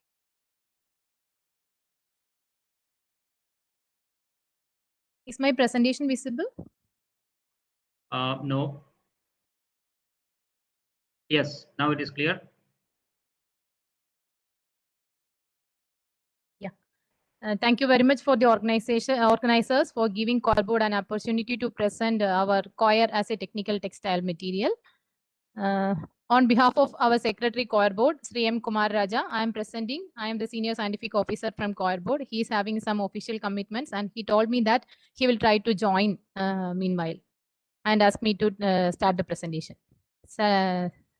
Okay. So as you all know, coir is the material we obtain from the waste coconut husk. And we are using it for the, actually we are using coconuts and we are throwing out the coconut husk. And from that coconut husk, we are getting our raw material. That means the coir. It is the natural lignocellulosic fiber. India is the largest producer of coconut, and it's having a huge area of cultivation in India. And its annual production of coir fiber is around 7,41,000. And while we are extracting coir fiber, we will get double the quantity of coir fiber, and we will get double quantity of coir pith.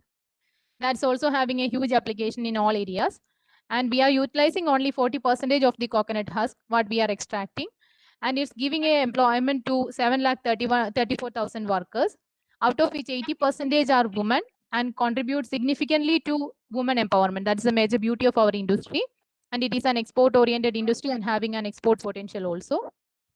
Coir, as you all know, coir is a lignocellulosic material. It is a natural wrapping material along with coir pith for the coconut husk.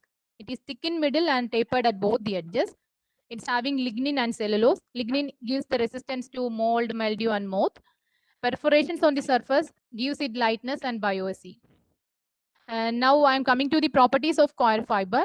As the slide shows, coir containing a lignin of around 45.84%, that is higher than even the teak wood. And it's containing a cellulose content of around 43.44%. It's having good strength comparing to any other natural materials.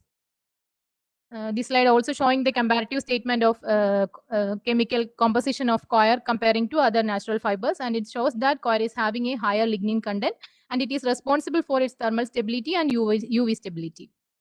This is the export statistics of coir from India. It is the extraction process. Coir can be extracted from the coconut husk within seconds using different kinds of fiber extraction machines, and we will get coir pith on one side and coir fiber on the other side. Now the coir fibers we are extracted is converted into coir yarns. It can be used for different kinds of product applications, including the coir geotextiles.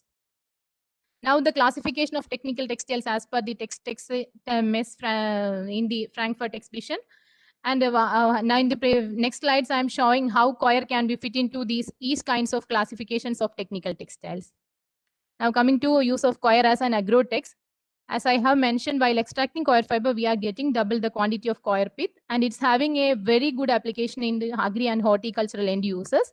Coir pith is very light, and it's having the moisture holding capacity, and it makes it's useful for in agri and horticultural applications. Coir pith can be even converted into compost that will be giving a very good organic manure, and it can be used for any kind of cultivation of any kind of materials.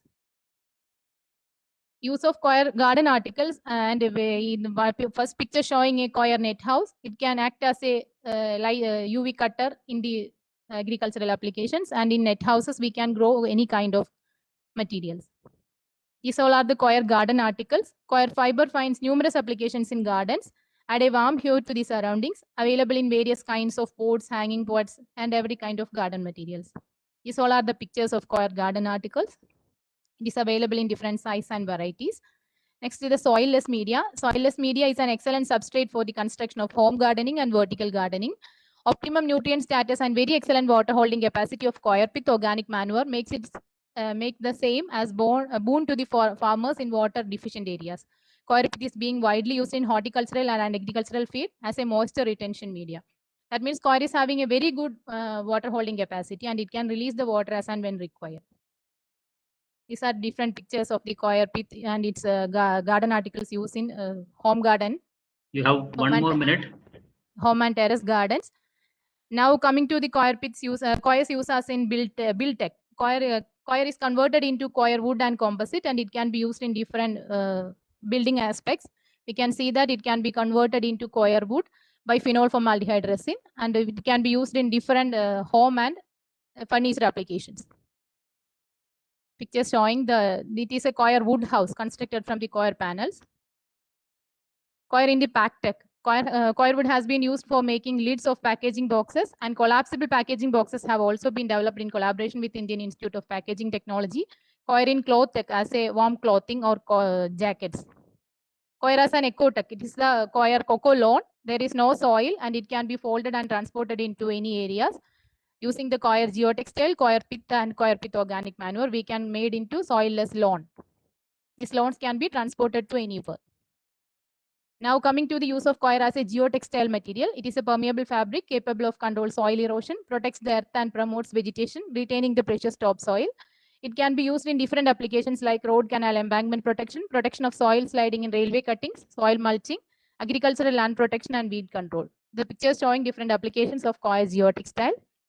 It is the use of coir in rural roads. Now the IRC guidelines on use of coir geotextiles for roads.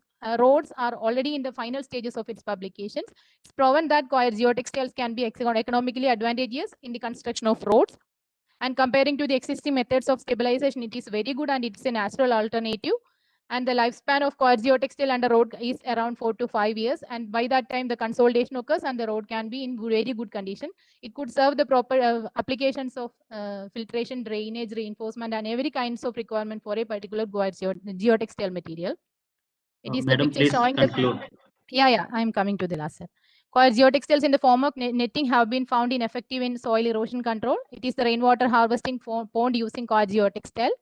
It is the cocoa logs for the soil bank protection, river bank and river bank protection. Now it is the home text, that is different varieties of mats and mattings and curtains, bags, jewelries, and different kinds of products. And it is another one important product, that is the coir mattresses. It gives good aeration and giving the good conditions for the comfort of sleep and everything. Now coir in the Meditech, fabrics made out of coir and dyed with natural Ayurvedic materials and gives the good Ayurvedic properties. Apart from that, we have developed nanocellulose from coir, and we are on the process of developing it into different medical applications. And it is the mobile tech. Coir can be used in the molded cushioning applications and in the door carpets in the vehicles and everything. Now it is act as a protect. The umbrellas for UV cutter. Coir is having a good property of UV cutting properties. Surface cooling using coir.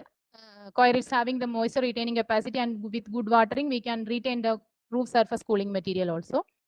So coir is used as a sport tech material, gymnasium matting and cricket pitch matting. These all are existing and different applications of coir. Coir is a green material. It's having very good properties and applications. Among other natural materials, coir is having very good advantageous properties, even in every kinds of textile applications. And coir is a very good material, and we are giving, while using the coir materials, we are giving more empowerment to the rural people, especially women empowerment. Thank you. Thank you very much. Thank you, madam. Very educating presentation. A lot of applications for kaya. I think it's every part of coconut tree can be used for applications. Thank you so much. Good. The next presentation is, I think, Mr. Pradeep Gupta. You can try once again. Hope this time it will work. Yeah. Thank you, sir. I'm just going with the presentation.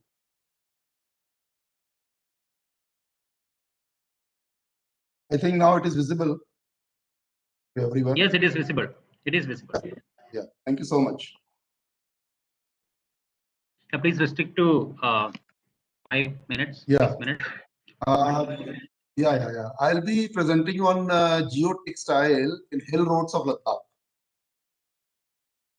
Geotextile, I don't think there is any details I have to give to, because this is all technical, highly responses.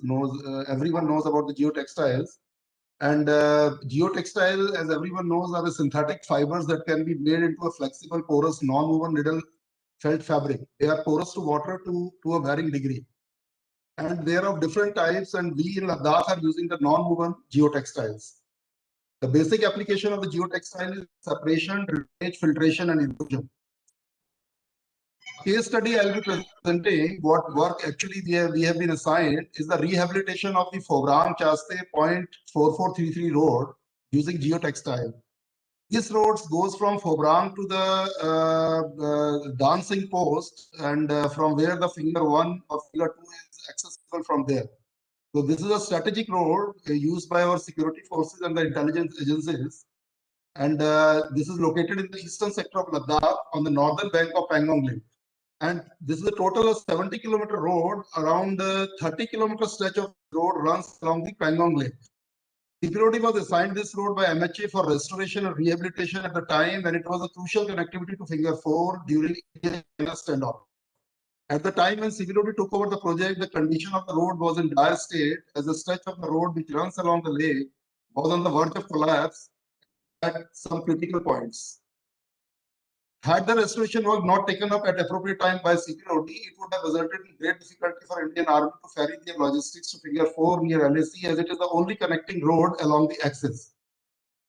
He took up this challenge under adverse conditions, that too during pandemic, when there was acute shortage of the labor and material in the area, utilizing the appropriate technology using gabions and geotextiles. CPOD officers worked in close coordination with Army and ITBP to achieve the goal at critical locations during the first working season. Work is still under progress, but we have covered the critical areas so far, and so that there is no difficulty for Army and ITBP in moving their logistics. This is the erstwhile state, what I am showing there. The earlier situation along the lake was like this. The constant recurring wave action of the lake had eroded the embankment of the road all along the shoreline and has resulted in cutting of the carriageway at multiple locations. You can just see the situation at various points. The situation was like this. And any heavy artillery or armory, if moving on this road, would have it would have been very difficult to move, and could result in a loss to the any machines or any logistics. The embankment earlier was protected by a RCC retaining wall, but the water was percolating into the embankment under this wall. This has resulted in washing away of the fines into the lakes and ultimately causing erosion to the embankment. Basically, the original construction was carried out by some other agency, and this is not to blame anyone. The appropriate decision was not to construct a retaining wall over there along the lake, being a rigid structure. And we were given the responsibility to set it right under these conditions. The waves had already eroded the soil below the footings of the existing retaining wall of the carriageway, leaving it hanging at multiple locations. You can see the state that the retaining wall is virtually hanging now. And because of the undermining, everything under the retaining wall has given way and is simply hanging at various places. Now the work methodology, what we decided was, we deliberated on different methods for protection works which could be taken up to arrest the erosion of the soil, because that was the most important parameter over there, because the erosion of the soil was continuing there, resulting in at various places, even the carriageway was also hanging. We decided to use flexible structures made of gabion in combination with geotextile fabric. Like in place of the rigid retaining wall, we decided to have gabion, which is a flexible structure, and to prevent the loss of fines, we use the geotextile fabric to prevent this embankment from erosion. Geotextile has been used here for basically filtration and drainage purpose. A wall of gabion boxes made of mechanical woven double-twisted hexagonal shaped wire mesh filled with the boulders with the least dimension of 200 mm were erected along the existing retaining wall towards the lake side. We kept the retaining wall at its own place, and towards the lake side, we use the gabions so that the wave action can be cut. And these are the technical details. We have only 1 more minute. Technical details of the geotextile adopted these were international standards that everyone knows. We utilize that. And during execution, you can see that this geotextile cloth, we excavated the loose earth further, and layer of geotextile filter was placed and filled with soil to prevent escape of embankment material through the voids. This you can see on the side of the lake, we have put the gabions, and on the other side towards the carriageway, we are putting this geotextile fabric.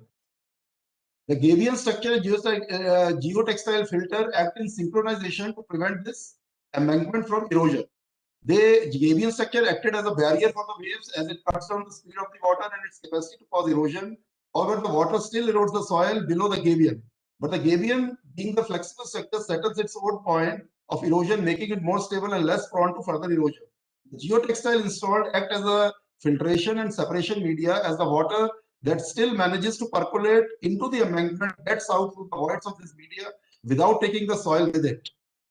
And these you can see in the pictures. On the wall we have put this geotextile. You'll be see it is seen clearly. And these are some of the photographs, so that you will be able to understand what we did there. And ultimately, this completely we have filled up under towards the carriageway side. Whatever the person standing there, that was a huge, you can say, gadda over there, which we all filled up after laying the geotextile. Thank you so much. Thank you very much, sir. Concluding it in the within the time. And the questions we can do after at the end. The next presenter is Dr. Vasant G. Avanagi, a Chief Scientist and Head, Geotechnical Engineering Division, Central Road Research Institute. Thank you very much, sir. Am I audible? Yes, very much audible. Yes. Hello? Yes, sir. Audible.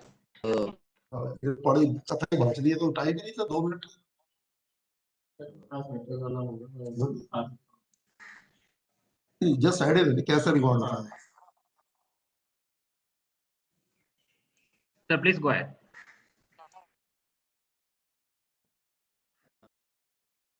Is it not yet.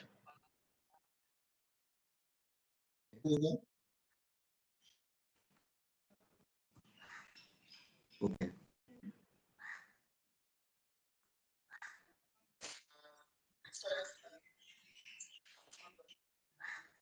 Others, please mute.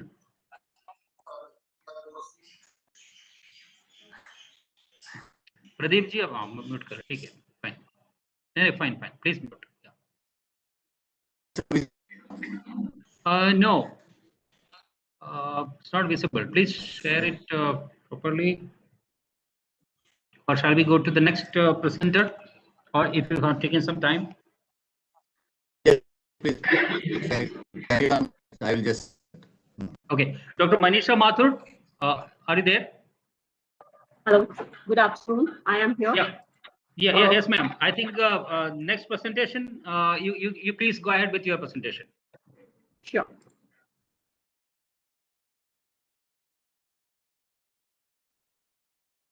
Is it come on? Yes, yeah, very well. We Yeah. can see it. Thank you. Yes.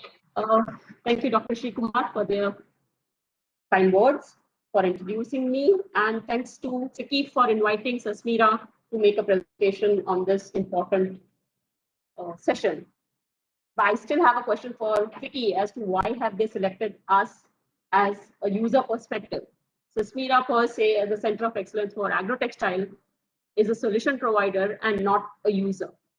But I guess the reason being that since they could not invite each and every farmer doing the farming community, they have asked us to represent them, and it's a privilege to represent the farming community and ask, come here and tell us what are the users' perspective on that. Before that, let me just very quickly go on to what is the scenario. We are the second largest producers of fruits and vegetables.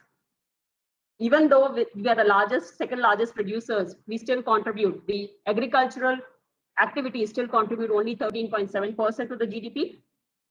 Even while doing so, we are faced with millions of challenges every year due to various reasons like degradation of the natural resources, declining productivity, stagnating yield, unawareness, and many other things. So the solution is agrotextiles. As a Center of Excellence for Agrotextiles, our main activities, we have been established in the year 2008, 2009. And since then, it's more than a decade that we have been contributing to testing and certification for agrotextile products. We have an incubation center wherein we invite entrepreneurs to come in. We give one-stop solution for all their requirements. We incubate their products. We give them trainings, information center. Before we go on to what is the potential of it, we would like to see whether it has actually proved any worth it, whether the agrotextile products, I'm sure all the audience are aware of all the agrotextile products. I need not waste my precious time on that. There are many products, maybe 24 products of agrotextiles, shade nets, crop cover, ground cover, etc. Whether they are useful. So to study whether they were useful, Sasmira has participated in 2 ambitious schemes of the Ministry of Textiles, Government of India, on promoting the usage of agrotextiles in the Northeast region, as well as a smaller scheme on promoting the usage of agrotextiles in the rest of the country. And going by what was the schemes, the scheme had 2 components. One was setting up the demonstration center and running it for 3 years. Having set up the demonstration centers, we also gave education, awareness, and training to the farmers. And once the farmers were trained, the prospective farmers were given agricultural kits at a subsidy of 90%. Only 10% of the money came from the farmer himself. And we studied these things for 3 sessions. 3 years we have studied these things, and these are very quickly highlighting what were the benefits of the usage of agrotextiles. So if you see, the one in the blues are the yield in the open field, whereas the red bars show the production in the protected field. The green ones indicates what is the increase in the yield. So you can see for all these states, we have done 44 demonstration centers in all the 8 states. And if you could see capsicum giving a increase in the yield of 208% in, say, Khetri district of Assam. Similarly, the use of crop covers, the first one was for the shade nets. This is for the crop covers. Again, the soybean, when it was cultivated, it gave us a 220% increase in the yield. So this is just proving that the usage of agrotextile is indeed beneficial to the farmers. Ground cover, similarly, 194% increase in the yield for tomato in Arunachal Pradesh. And we were happy that we did a project for these Northeast regions, which are, you could say, they are the best places to have done it, because if it succeeds in these particular conditions of the Northeast region, it's sure to have a benefit in the rest of the country as well. Hail protection net has given us a protection of the crop against hail. Even as we talk about it, there is a prediction of a hailstorm coming in the central part of India in the coming 2 or 3 days. And if we are well prepared with these kinds of products in place, we can save our crops and we can increase the productivity, as is being demonstrated in this particular slide. Similarly, bird protection net, a vast majority of our produce is eaten up by the birds, but the remnants are left behind for them not to find any market, not even in the third world countries also. So they are all wasted. So having a bird protection net in place is the vermicomposting bed, all these things. Now, those were the increase in the yield. We went beyond and studied what is the comparison of the income of the farmers. So when we talk about the sales values, so in open field as well as the sale produce in the protected field, anybody can read the number of times of increase in the yield. Say for tomato in Nirjuli at Arunachal Pradesh, the 4845 sales value of rupees has gone up to 10,000 rupees in 100 square meter area. Yeah. Similarly, for crop covers, then we have the experience and the feedback from the agricultural users of agrotextiles. Just to summarize the thing, before we started off the scheme, only 5% of the people were aware that there is something known as shade net. That too, let me add that all these products which we have used are the top quality products. By quality, what do I mean? Sasmira, as a Center of Excellence for Agrotextile, has contributed from day one in making standards, which are most important thing, because otherwise, even earlier on, these nets were existing, but they may not have been for the specification for which they have to be used for particular application. Sasmira has contributed with the help of BIS in formulating more than 20 standards since 2010. And now we are very happy that awareness is more than 40% for safeguard. Similarly, for all the things, it's as given in the slide itself, it's very self-explanatory. But it is giving us a very good thing. So we are aware now that yes, these products are useful. So let's come from the perspective of the user. What is the scope? What is the requirement and what is the scope? This slide, we have been showing this slide for the past maybe 3 years per year at Technotex, and we've been insisting that yes, there is only 0.04% of the land is currently being under protected cultivation of the total land. So if we have a very moderate figure, say of the shade net, say a consumption, if we talk about 2018-19, if the consumption was 177.69 crore, or we say 7,000 metric ton, then if we talk about from the previous slide, what is the potential for its growth?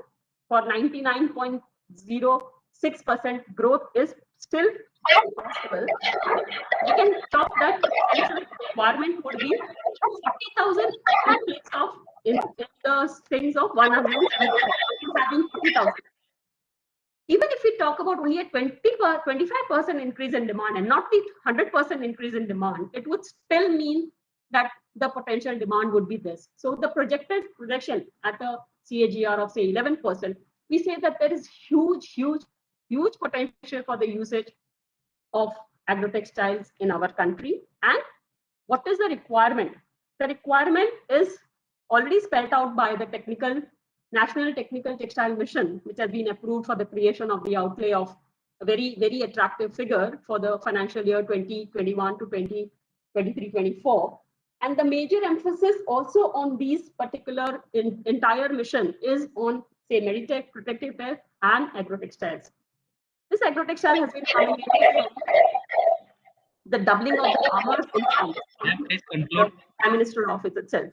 So there are the 7 sources of the income, and this has been very, very well highlighted by the Prime Minister's office of doubling of the farmers' income. So what is required? We require the steps of mass awareness. We require the steps of insurance and other things. Besides, the major requirement is the development of the products in our own country for self-reliance, as well as it's very important to note that these products which are required may not be the same which are given in, say, other countries of Israel or other things. We need to have our own products. Research and development by a textile manufacturer or research organization is essential. And that's what I conclude with. Thank you. Thank you so much for the nice presentation. And the questions we can defer to the last. We have one more presenter. I think Dr. Vasant, are you ready now? Yeah, sir. I will share. Sir. Okay, thank you so much. Please go ahead. Your time starts now.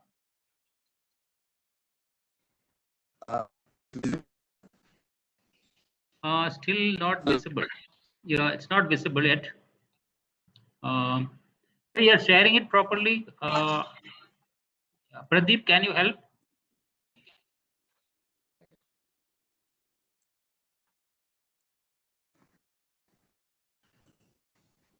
Is it possible Vicky can take the control?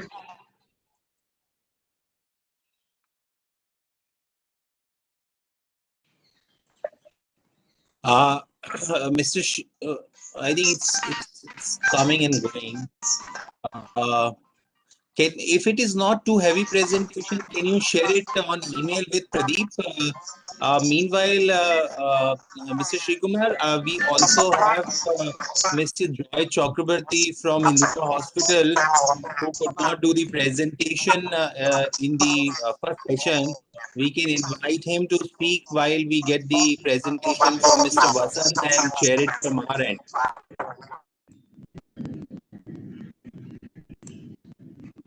Okay, is Dr. Chakrabarti ready? Yeah, please. So can I go ahead? Yes, please. Yes, please. Yeah. So thank you, Deepak, and thank you all the other speakers who are present here. And I don't have a formal presentation, but I felt it is very important for me. Morning I joined sometime and I saw the kind of detailed elaboration of defense, navy, and then different sectors from security and others, and how they're using textiles. And I felt it is very pertinent for the medical sector, healthcare sector also to join and take part and express in one hand the kind of demand what we have in our sector, and at the same time the gratitude what we have to this sector, especially during this time of COVID, because with the surge of cases, when you needed so many items from the field of this medical textiles category, we have been showered and we have been blessed to have colleagues from the industry. I'll come and touch upon that point very soon. So to give you some idea about the medical textile industry, globally, it is a business of around 16,600 million US dollar, and with a growth of for close to 5% CAGR, it is likely to touch around.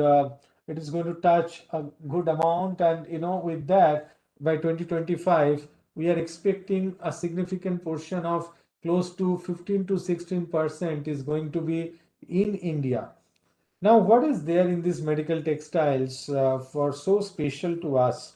Always we heard, and I also hear from some of the previous speakers spoken about gauze, then gowns, bandages, and things like that. But I think it has gone much beyond that.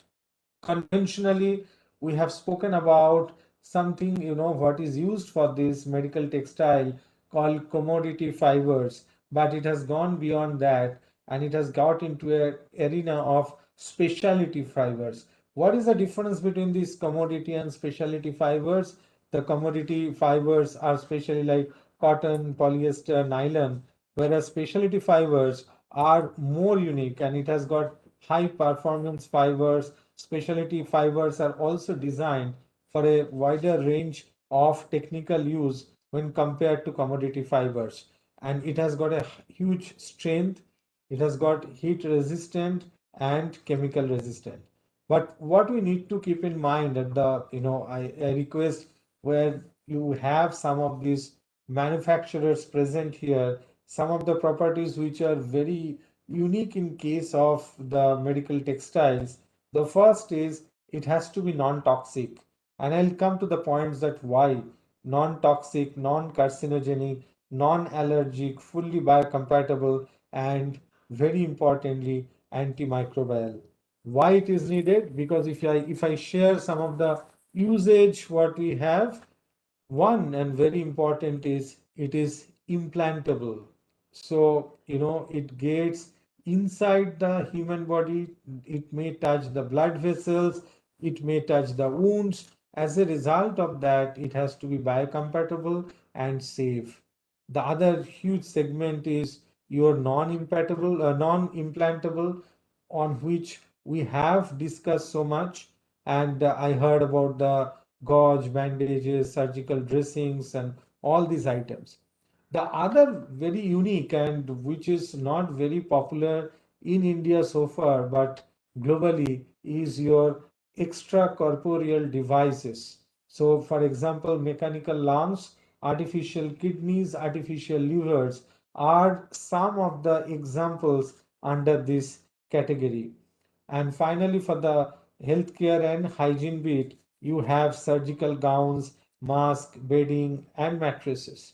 Now I'm coming to the second point what I wanted to highlight, that is about during this COVID, probably when the global, all the countries, they had a major challenge in terms of getting supply of whether it is mask, whether it is, any kind of items, surgical gowns, disposable items, probably when all the countries were getting crippled down, India has shown the way, and I am grateful to most of you who are present here. We have shown the way that how in no time so much of productions have been made, and that has made our healthcare sustainable, that healthcare to fight against this corona. And as a result of that, though we can see a second surge of cases in this country, but we are confident that we'll not get will not get concerned with the availability of all this, because in the month of April, I remember people were telling that if the cases goes up because of lack of N95 masks and other items, it will be like people will not die because of corona, people will die and get infected because of lack of supply, and doctors and other staff will hesitate to go and support. But that has happened, and I'm sure we are going to lead not only in the Indian market, but our products, the way it has got exported in the Western world as well as in many other parts of the globe, that is going to happen. So with this, I want to briefly conclude briefly conclude this talk, and want to tell the importance of the medical textiles and how it is going to help all of us.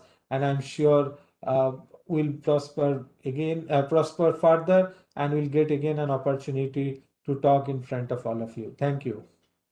Thank you so much, sir, supporting the industry, and it's really great to know that your all medical requirements has been met by Indian industry itself. It's a big congratulations to all Indian industry. Very good, sir. The next presentation, Dr. Vasant, are you ready now? I've sent the presentation. If it is open, I can just start it. Yeah. Okay. There is some issue. Sorry, in here no problem. It happens sometimes. Yes. So you just start. Chetan, can you just upload the. Yeah, you may please start your presentation. They will upload by the time. Okay. Basically, so this is the application of materials for expo. I'm going to different this has all been discussed. We have product so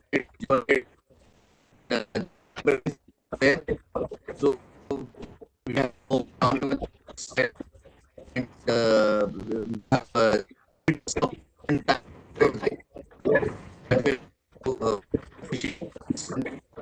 soil stabilization. Geocomposites are there that we for speakers indicate. So, test for test for physical, mechanical, and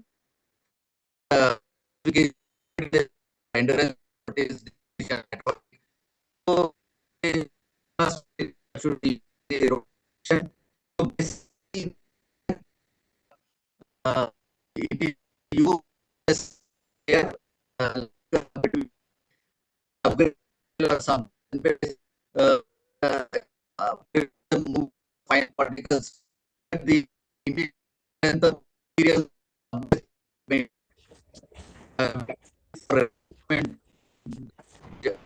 barrier erosion. So your slides are uploaded now. Yes, it's already uploaded. You may be able to see it now. Yeah. Next slide. Okay. Next slide, yes. You just tell me, sir. Okay. Okay.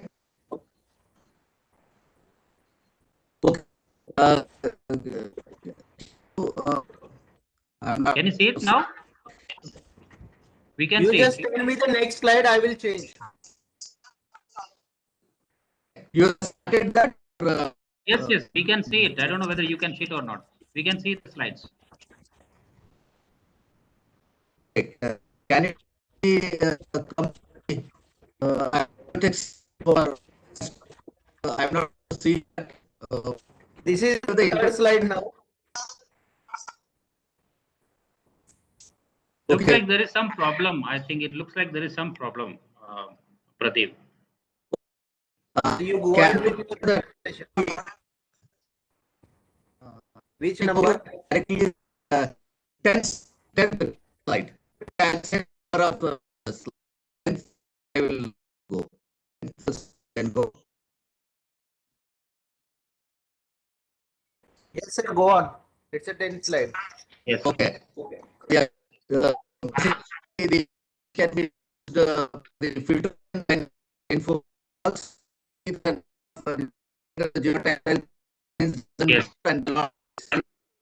Yes. Yes. Also in the should be okay. 11th slide.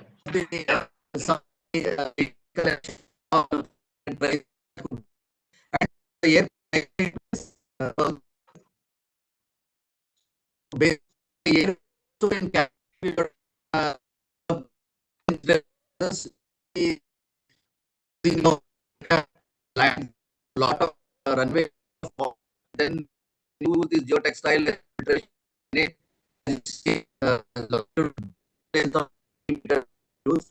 okay, the 13th slide. So the in the could be so this section so this slide the slopes to be this you can you use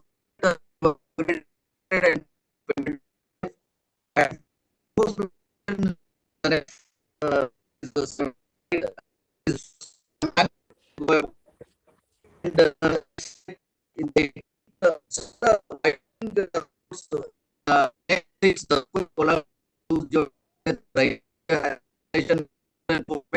and that has worked very nicely as well as next we have used this great action for the improvement capacity. In this year, we have used and back you see the absolutely in charge use load also the grades successful. Enforcement use the hill road for we cut the hill valley side, so that is important. So the side around we use the use the slide separated was and very important other 24 place they can use composite like things improve the wherever on a soil so you can use and composite for next step is and in a area it is property we are live that it's even a flood with geotech so we and it is 27 geotech use use and other things Please conclude. Yeah, conclude. 29th is the payment. Will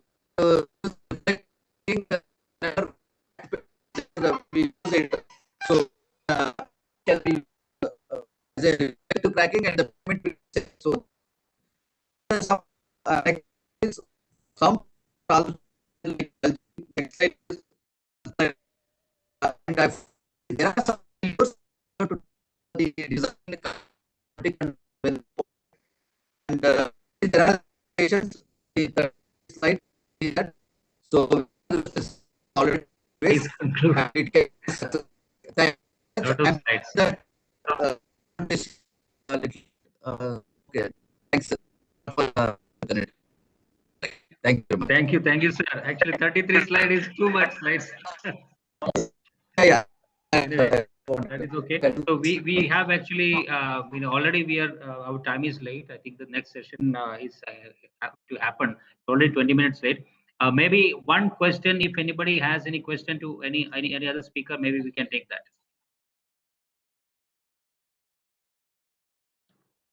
Hope there is no much questions. So I have one suggestion that we all are working on geotextiles, and I hope you all know that Bombay Textile Research Association is the center of excellence for geotextile testing by the Ministry of Textiles. So I request all of you to take the advantage of our laboratory. All kinds of geotextile testings and certifications are happening at the Bombay Textile Research Association. So please use this facility. And we also have a in a soil mechanics laboratory. So that is also full-fledged. Please utilize that. Any other question? I think we can wind up now and go to the next session. Thank you so much. Thank you so much. Thank you, sir. Thank you. Thank you, Mr. Srikumar. I think that was really helpful, and thank you for timely moderating the session. I know we have kind of packed a lot of presentation in a small time, but still, I think today's the advantage of virtual meeting is that these all presentation are now available on the YouTube channel of FICCI, and people who have missed some of these information can always revisit these presentation and take benefit of this session.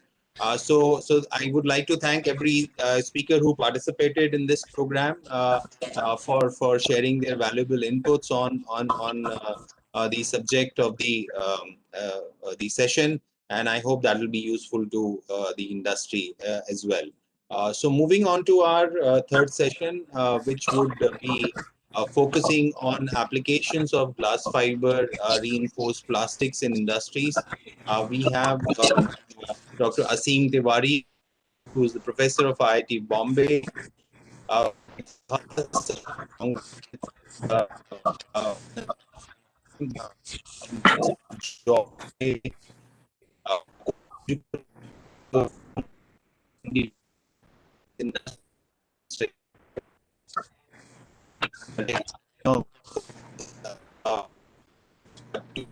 Their active presence and users perspective. So this session will be moderated by Mr. B. Prakash, who is the Associate Director of Wazir Advisors. Mr.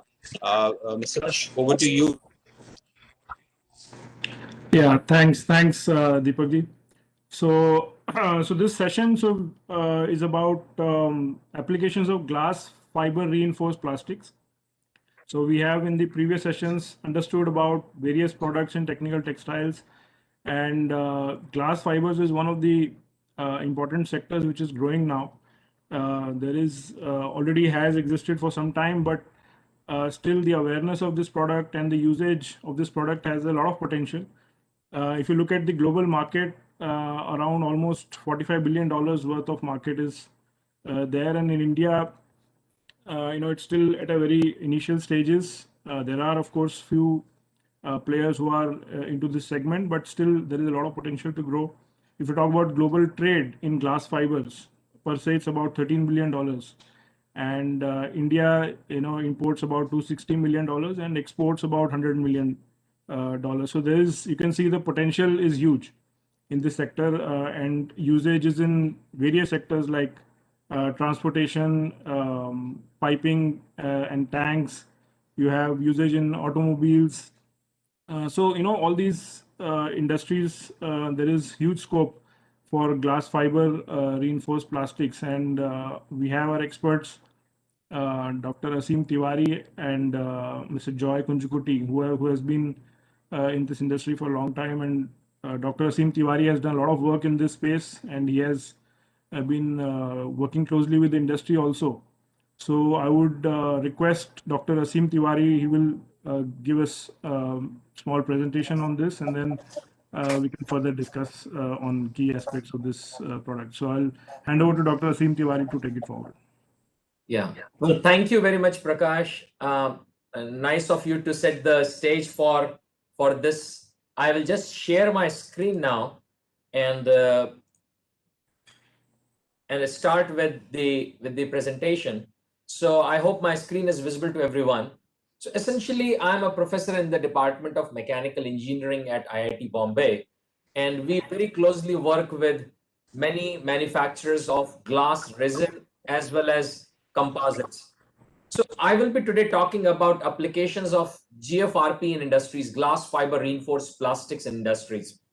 And being in academia, we have the liberty of going a little deeper into the technology.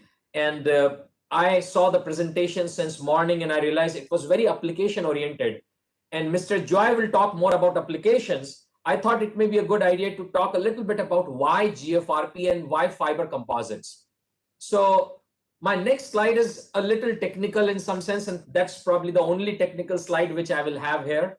Some equations are thrown in, but I want to emphasize one aspect. What I'm trying to show here is that there are three basic structural members which an industry uses. The first is a tie. So if you see on the left-hand side, that is what we call the top left is the tie. So this is a structural member which is used, which is in tension. A very common usage of a structural member which is in tension is, for instance, the rebars. In a cement concrete, when we have steel rebars, those rebars are essentially ties. They are holding things together. When you have a chain which is pulling something up or lifting something up, it's a tie. So that is where a very common structural member which we see in industries and in practice is a tie. The second structural member which is very commonly seen is a beam, like a cantilever beam which is hanging, and it is having a force at the other extreme end, and it is going through a deflection. And the third structural member which we see very often is a plate. A plate is usually a shell structure, a very thin structure. So a pipe, a tank, all of these will constitute as a plate. So I want us as experts of applications to step back for a minute and think about this from these three perspectives. So we have a tie, we have a beam, and we have a plate. So if we are having a tie, we are essentially applying a force, and that force is in line, which is in tension, and that tie extends by a small amount, let's say delta. Similarly, when we apply a load on the cantilever beam, the force is applied to the extreme end and the beam deflects by an amount delta. Similarly, when we have a plate, we apply a distributed load like a pressure, let's say, or a pipe can be holding a high pressure liquid or a fluid inside it. And that is a distributed pressure. And once we have that distributed pressure, it goes through a specific deviation, which is delta. So I want to look at the engineering design perspective. So primarily the two key requirements for a design is to have very little deflection or not to increase its limit of strength. So these two are the main design criteria, which is stiffness and strength. So you want to have a material which is extremely stiff that will make sure that the elastic deflections will be minimum. On the other hand, you want a material which has high strength that it will not fracture or rupture. So these are the two major criterion, and they are dictated by two separate quantities. Stiffness is dictated by Young's modulus. Strength is dictated by yield strength or the UTS. So those are two separate quantities, characteristic quantities of a material which dictate stiffness and strength. Now, stiffness and strength in itself has very little meaning, because you can always make something very stiff by having much more of it. So if instead of taking a thinner wire, you have a very thicker rope, it will be of course stiffer. Same is true for the strength. So the main criteria which we look for in any design is as to how much material we need to use to achieve at a specific stiffness, which is where we look at specific stiffness and specific strength. So we are interested in that if I want to create a tie and my weight is a limit, I don't want it to become very thick, I don't want it to become very heavy, then which would be the right quantity to look at? So what happens is that if you want to limit the weight of the structure or the thickness of the structure, then for a tie, we need to look at E by rho. E is the modulus and rho is the density. So the ratio of modulus to density of a material which has the highest ratio of modulus to density is the best material. Similarly, for strength, it is the yield strength divided by modulus. That is for a tie. For a beam, it is under root of modulus divided by rho, the density, which will give you the best structure in terms of weight savings for the same stiffness. Similarly, for the strength of a beam, you need to minimize square of cube root of strength divided by. So these are different quantities. So what I'm trying to emphasize is that depending upon what specific application you have to take modulus and strength and density of that material, but you can't just compare apples to apples. You have to take these specific ratios and compare them. So let's just try and compare some materials which are engineering materials very commonly used. So this is a comparison of some engineering materials. So on the left hand side, I have different engineering materials. The topmost is the CFRP, the carbon fiber reinforced plastic composites. The second one is GFRP, which is glass fiber reinforced plastics. Then I have steels, which is ultra high strength steels and AHSS steels. Then we have aluminum alloys, magnesium alloys, titanium, and then we have just some polymeric materials. Now, once we look at all of these, we can look at their densities in the next column. The column after that talks about their Young's modulus, the modulus of elasticity. And then we look at the strength of those materials. So these are the quantities, but we cannot compare the quantities directly. The reason being, as I just said in the previous slide, we need to look at their specific quantities. Specific in the sense that for the same weight, which would be the best material to use. And that again varies whether we are using a tie, whether we are using a beam, or whether we are using a plate. So what you see is that the carbon fiber reinforced plastic is green and all because it has one of the best properties. But very soon you realize that the GFRP is the next best. And when it comes to the last column, which is the cost, carbon fiber is extremely expensive, whereas GFRP is very cost effective. So it turns out that GFRP is probably the material of choice for all applications where weight is not a very, very critical application. In aerospace, where every ounce of material which you fly or you send to space, it matters. Over there, you are okay with carbon fiber reinforced plastics, but all other ground applications, glass fiber reinforced plastics are far superior than steels or any aluminum alloys or magnesium alloys. Just to go on to show that the beams and the plates of the steel are nowhere close to what can be achieved by GFRP. And when it comes to specific strength, GFRP has a value of 620 plus 600 plus, whereas the best steel is just 130. So what you realize is that 6 to 7 times better properties in terms of specific strength exist when you are using glass fiber composites. And this is one of the biggest advantage in going to GFRP. But this is not the only advantage. And I'll talk about some of those advantages as I go about. Before I go any further, I would like to thank the Ministry of Textiles for funding an advanced center for technical textile as well as an advanced center for polymer reinforced composites at IIT Bombay. These are my collaborators. I'm here, this Asim Tiwari. Then I have Professor Anirban Guha, Professor Rakesh Mote, Professor Chandrasekhar, Professor Prasad, Professor Sushil Mishra, and Professor Seshu as my co-investigators in these two centers. I invite the entire technical textile community to come and visit us and collaborate with us. We would be very happy to assist you in your endeavors of technical textiles. Just to give you one snapshot of the capabilities in the area of composites, what we have a full-fledged understanding and application capabilities for composite simulations and modeling. We can simulate composite using resin transfer molding as well as composite distortions. And we can also do structural analysis of composites using finite element analysis. We also have a full-fledged laboratory scale manufacturing facility. So we have vacuum assisted resin transfer molding, autoclave, as well as 3D printing of composites. We can print directly multi fibers in a 3D composite.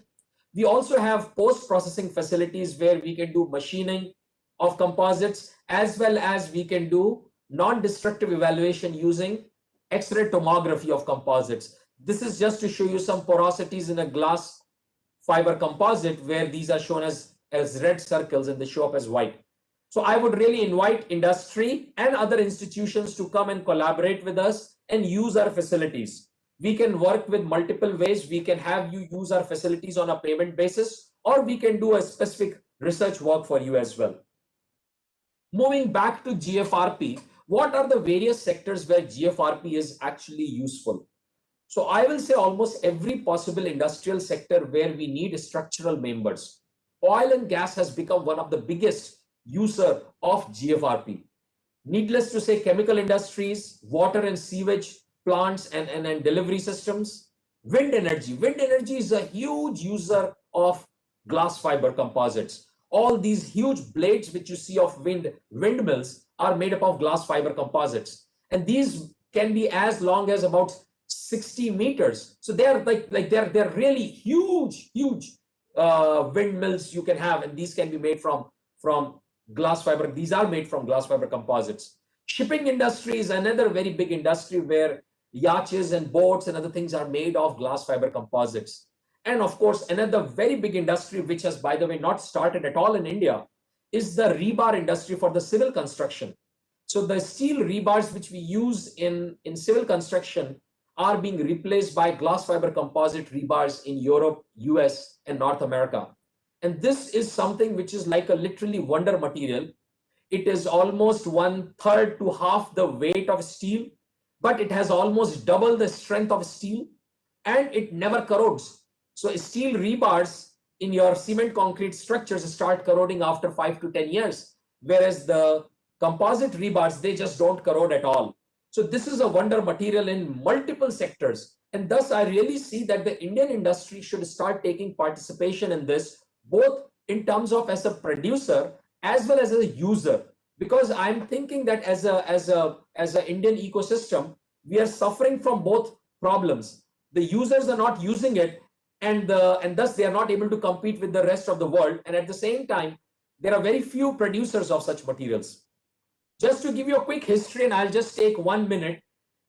The first gas and oil pipelines were actually made up of wood way back in 1950s and 1960s. It was in the Second World War that the fiber reinforced plastics started coming in because of polymers. And then it was late 1940s when centrifugal casting of pipes started happening.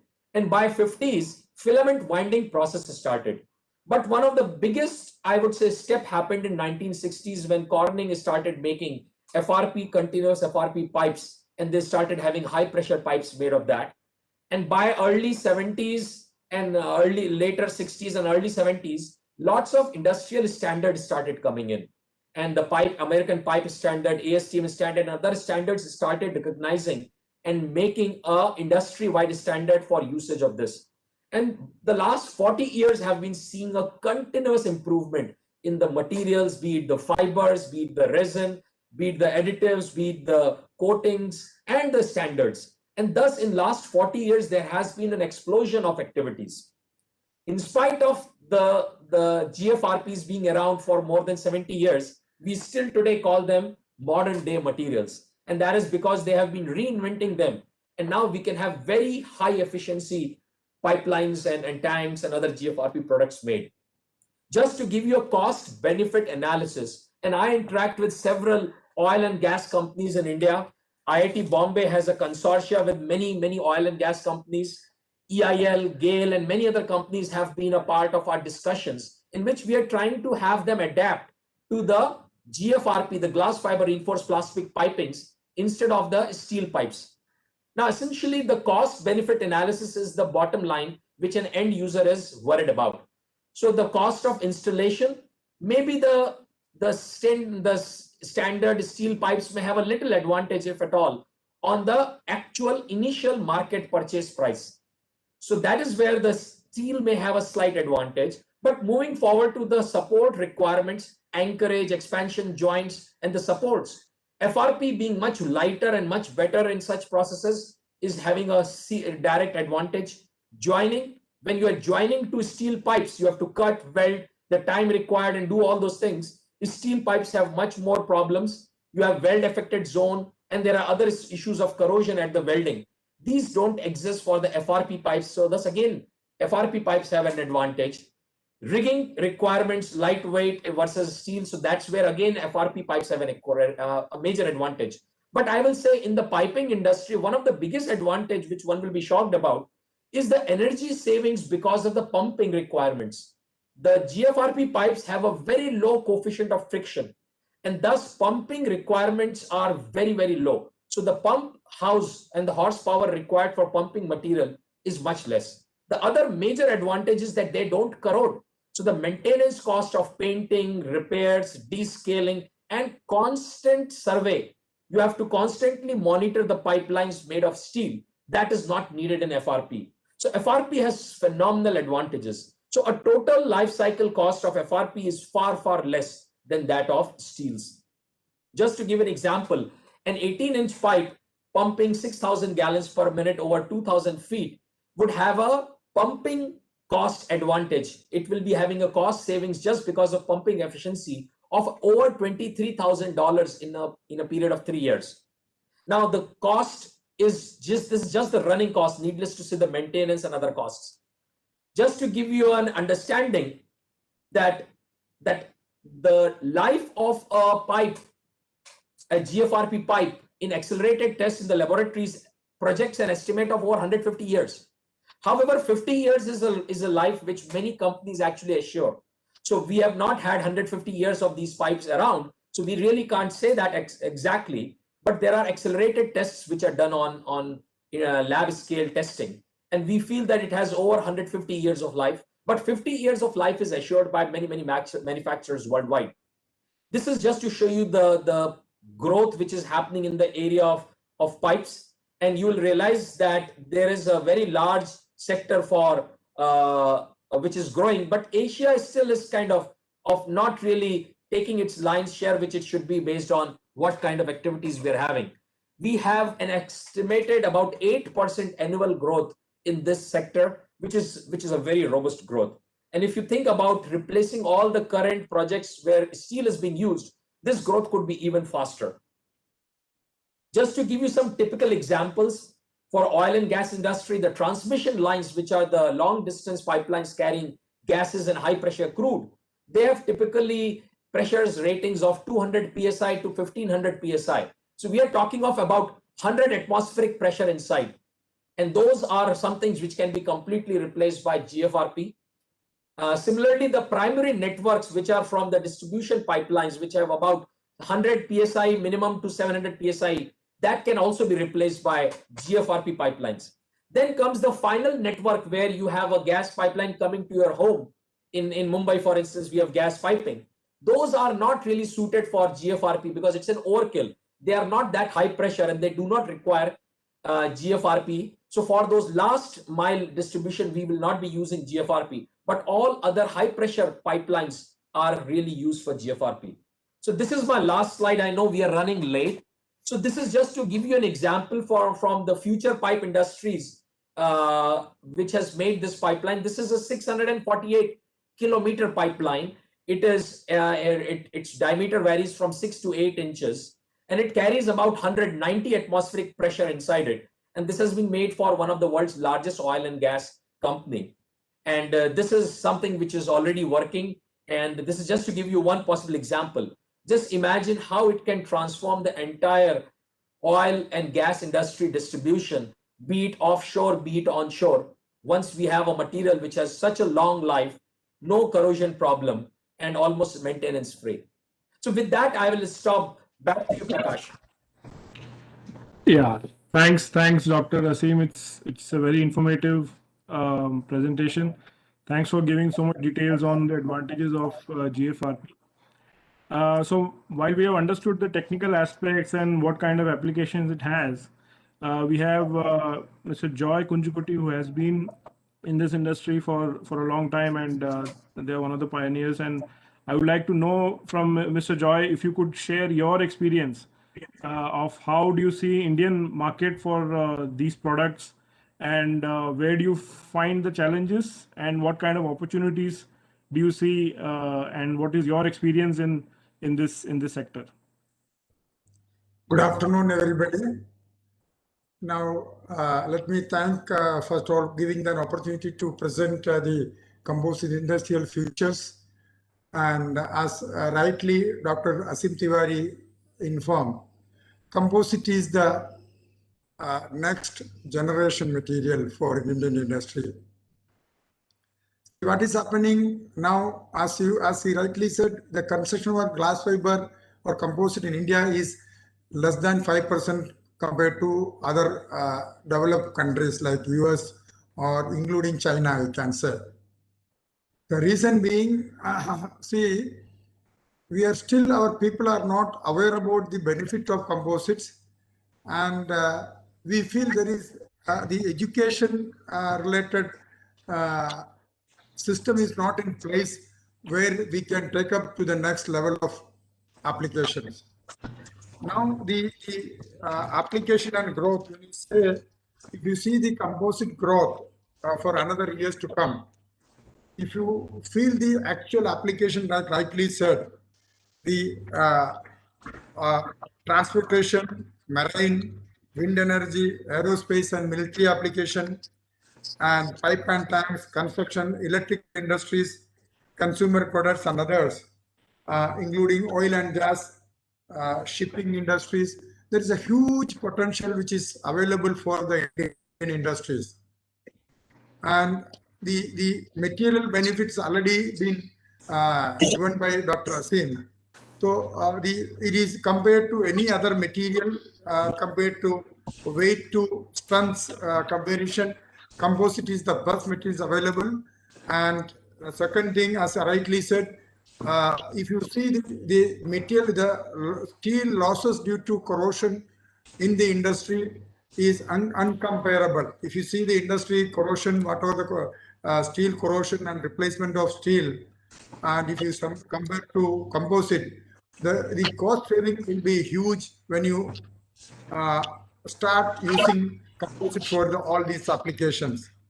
Now, see, there is huge potential like for the water industries, like seawater applications, then desalination applications, and now again you see the industry is trying to bringing the zero discharge facilities to prevent the corrosions and save waters and other things. So there's huge application in all these areas where there is a corrosion. When you compare corrosion, there is no comparison with any other material than composites. Composite is undoubtedly best material for the application. So the scope, the application, the scope, and the requirement of composite. Now, if it as he rightly said, student like IIT or somebody come in the picture and educate, and the even government involvement is very important to bring this industry to a level where the extensive use of all these composites for every industries. Like I am telling you, even you name it, as I rightly said, there is no section where composite cannot be a better material. Even construction and wind energy, shipbuilding, military application, oil and gas, water industries, and transportations, including transport, when I say even railways, and it is a huge application. There is no limit when you say, and that will increase the efficiency of the trains as well as cost effective, and everything will be, the composite have only advantage compared to any other things, only what, and the lightweight, see it is 1/6 of the weight what is in composite compared to steel. So you name it, anything, there is a huge application. Now we are trying to, even in between, we are trying to collaborate with composite industries, resin manufacturers, and even we are talking to Dr. Asim also to find out the best way how we can bring that maximum application of the composite industries.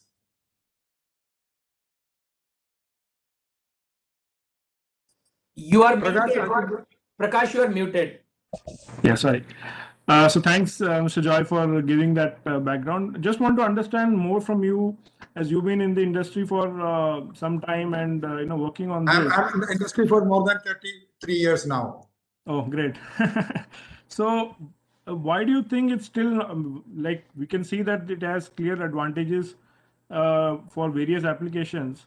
In India, if you have to maximize the usage, where do you see the challenge in adoption from the industry? Where do you think what aspects has to be addressed so that usage across industries is increased? Now, first is education. Education is very important.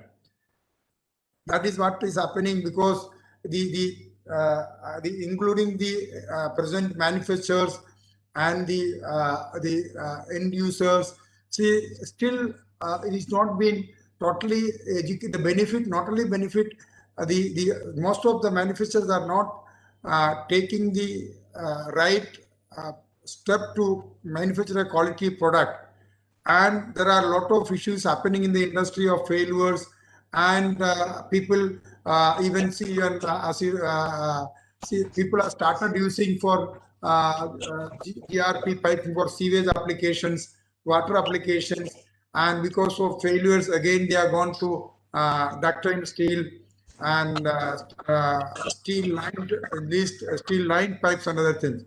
So it's very important to have a proper form of education of this system, bringing a quality, like compared to other countries, what is happening, India, people are trying to compromise everywhere in the quality and cut short the cost of it. So what is happening in that the application is getting reduced, people are not getting the confidence. And that where the important today is to bring education and into the industry, I mean with the manufacturers itself, and create a forum where there is a standard system procedure we follow, so that the customer will be benefited, they will be able to go further on that. Sure.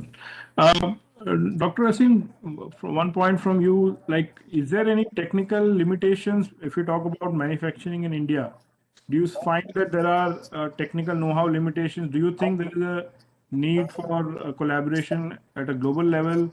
Or do you see that's not a challenge? So do you see any technical limitations in manufacturing in this space? So that's a good question, actually. So let me put it simply that India produces, so if you look at aspects of manufacturing, there are well-defined standards now available in the world, and which talk about what really are the aspects to be done and what should be followed to design and manufacture. So as far as technical aspects, I don't see a major challenge in technical aspects. India actually produces its own resin. We have a lot of companies in India, Atul, Reliance, and many others, which produce tons of resins. There are many glass manufacturers, Indian and world-leading glass manufacturer. Corning has their facilities here in India. So we have all the raw material for the fabric. We have all the raw material for the polymers. And as Mr. Joy just rightly mentioned, the single biggest challenge is the demand from the local market does not exist, because there is no understanding of the local market. If you are a civil engineer, and if you have a rebar which weighs 1/6 of the steel rebar, you will feel it will be not something which can hold your building.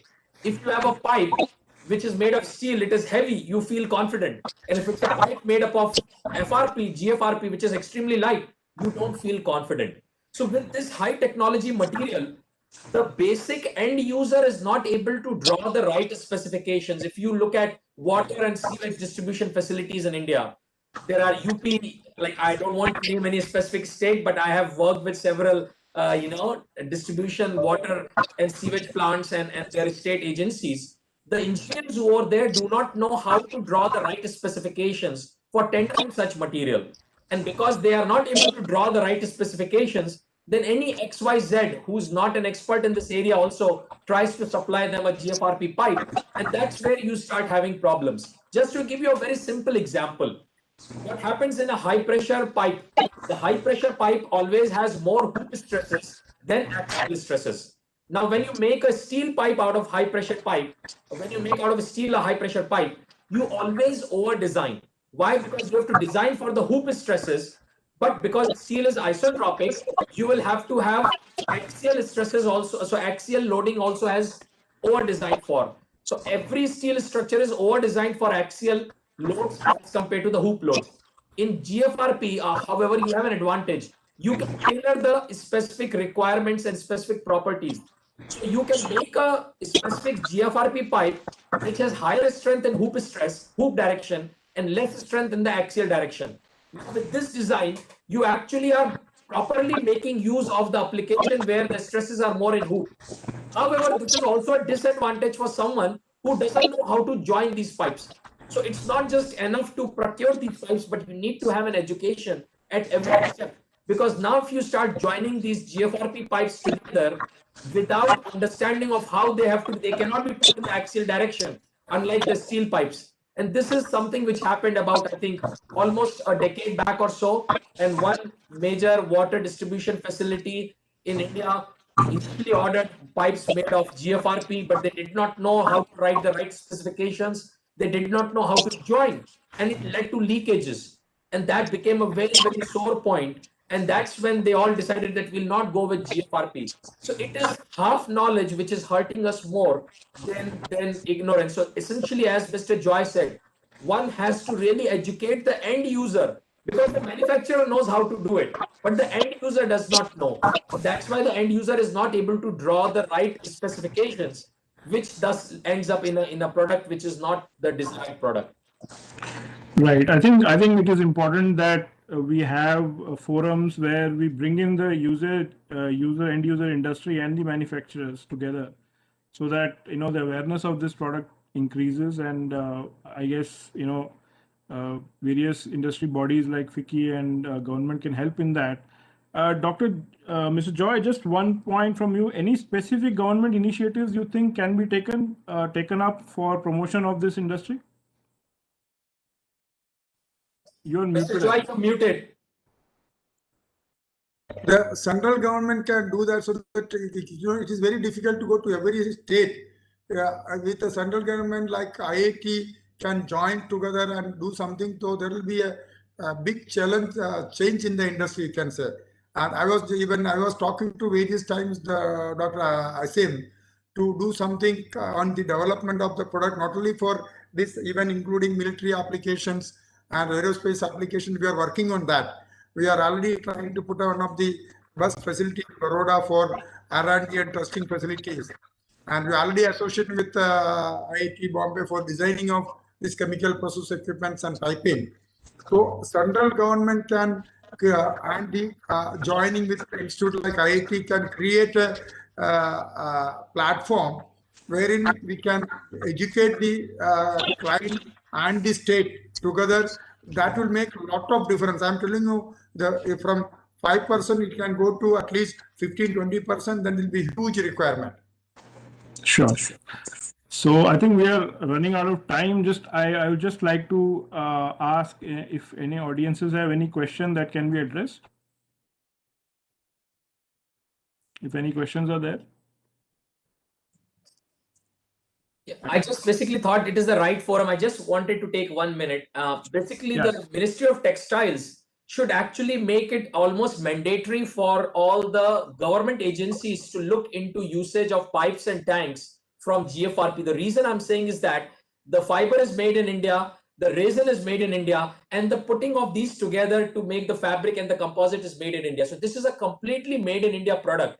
And this will give Indian industries a major advantage over all other industries. So if the central government can have some kind of a notice to all the water boards and the sewage and the water boards around India, that they should look into having, let's say, 15% or 20% of the new requirements fulfilled by glass fiber composite pipes, I think that would go a very long way. And that will also build confidence.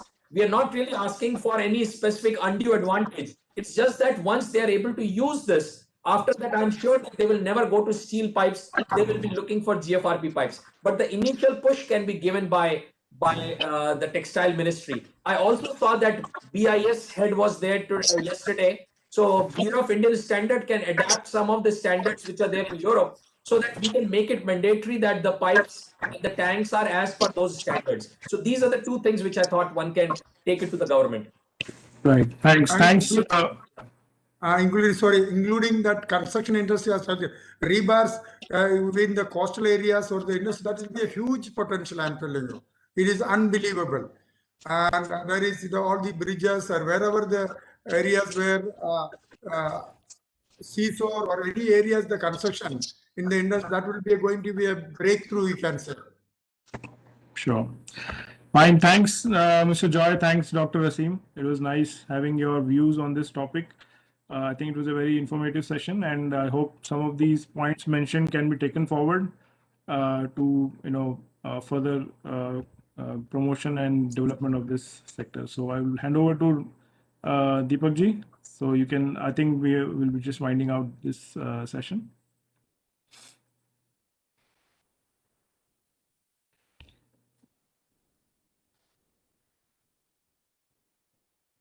So yeah.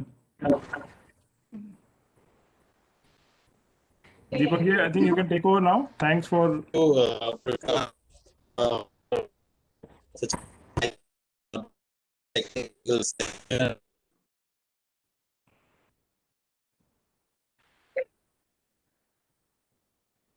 Can you hear me?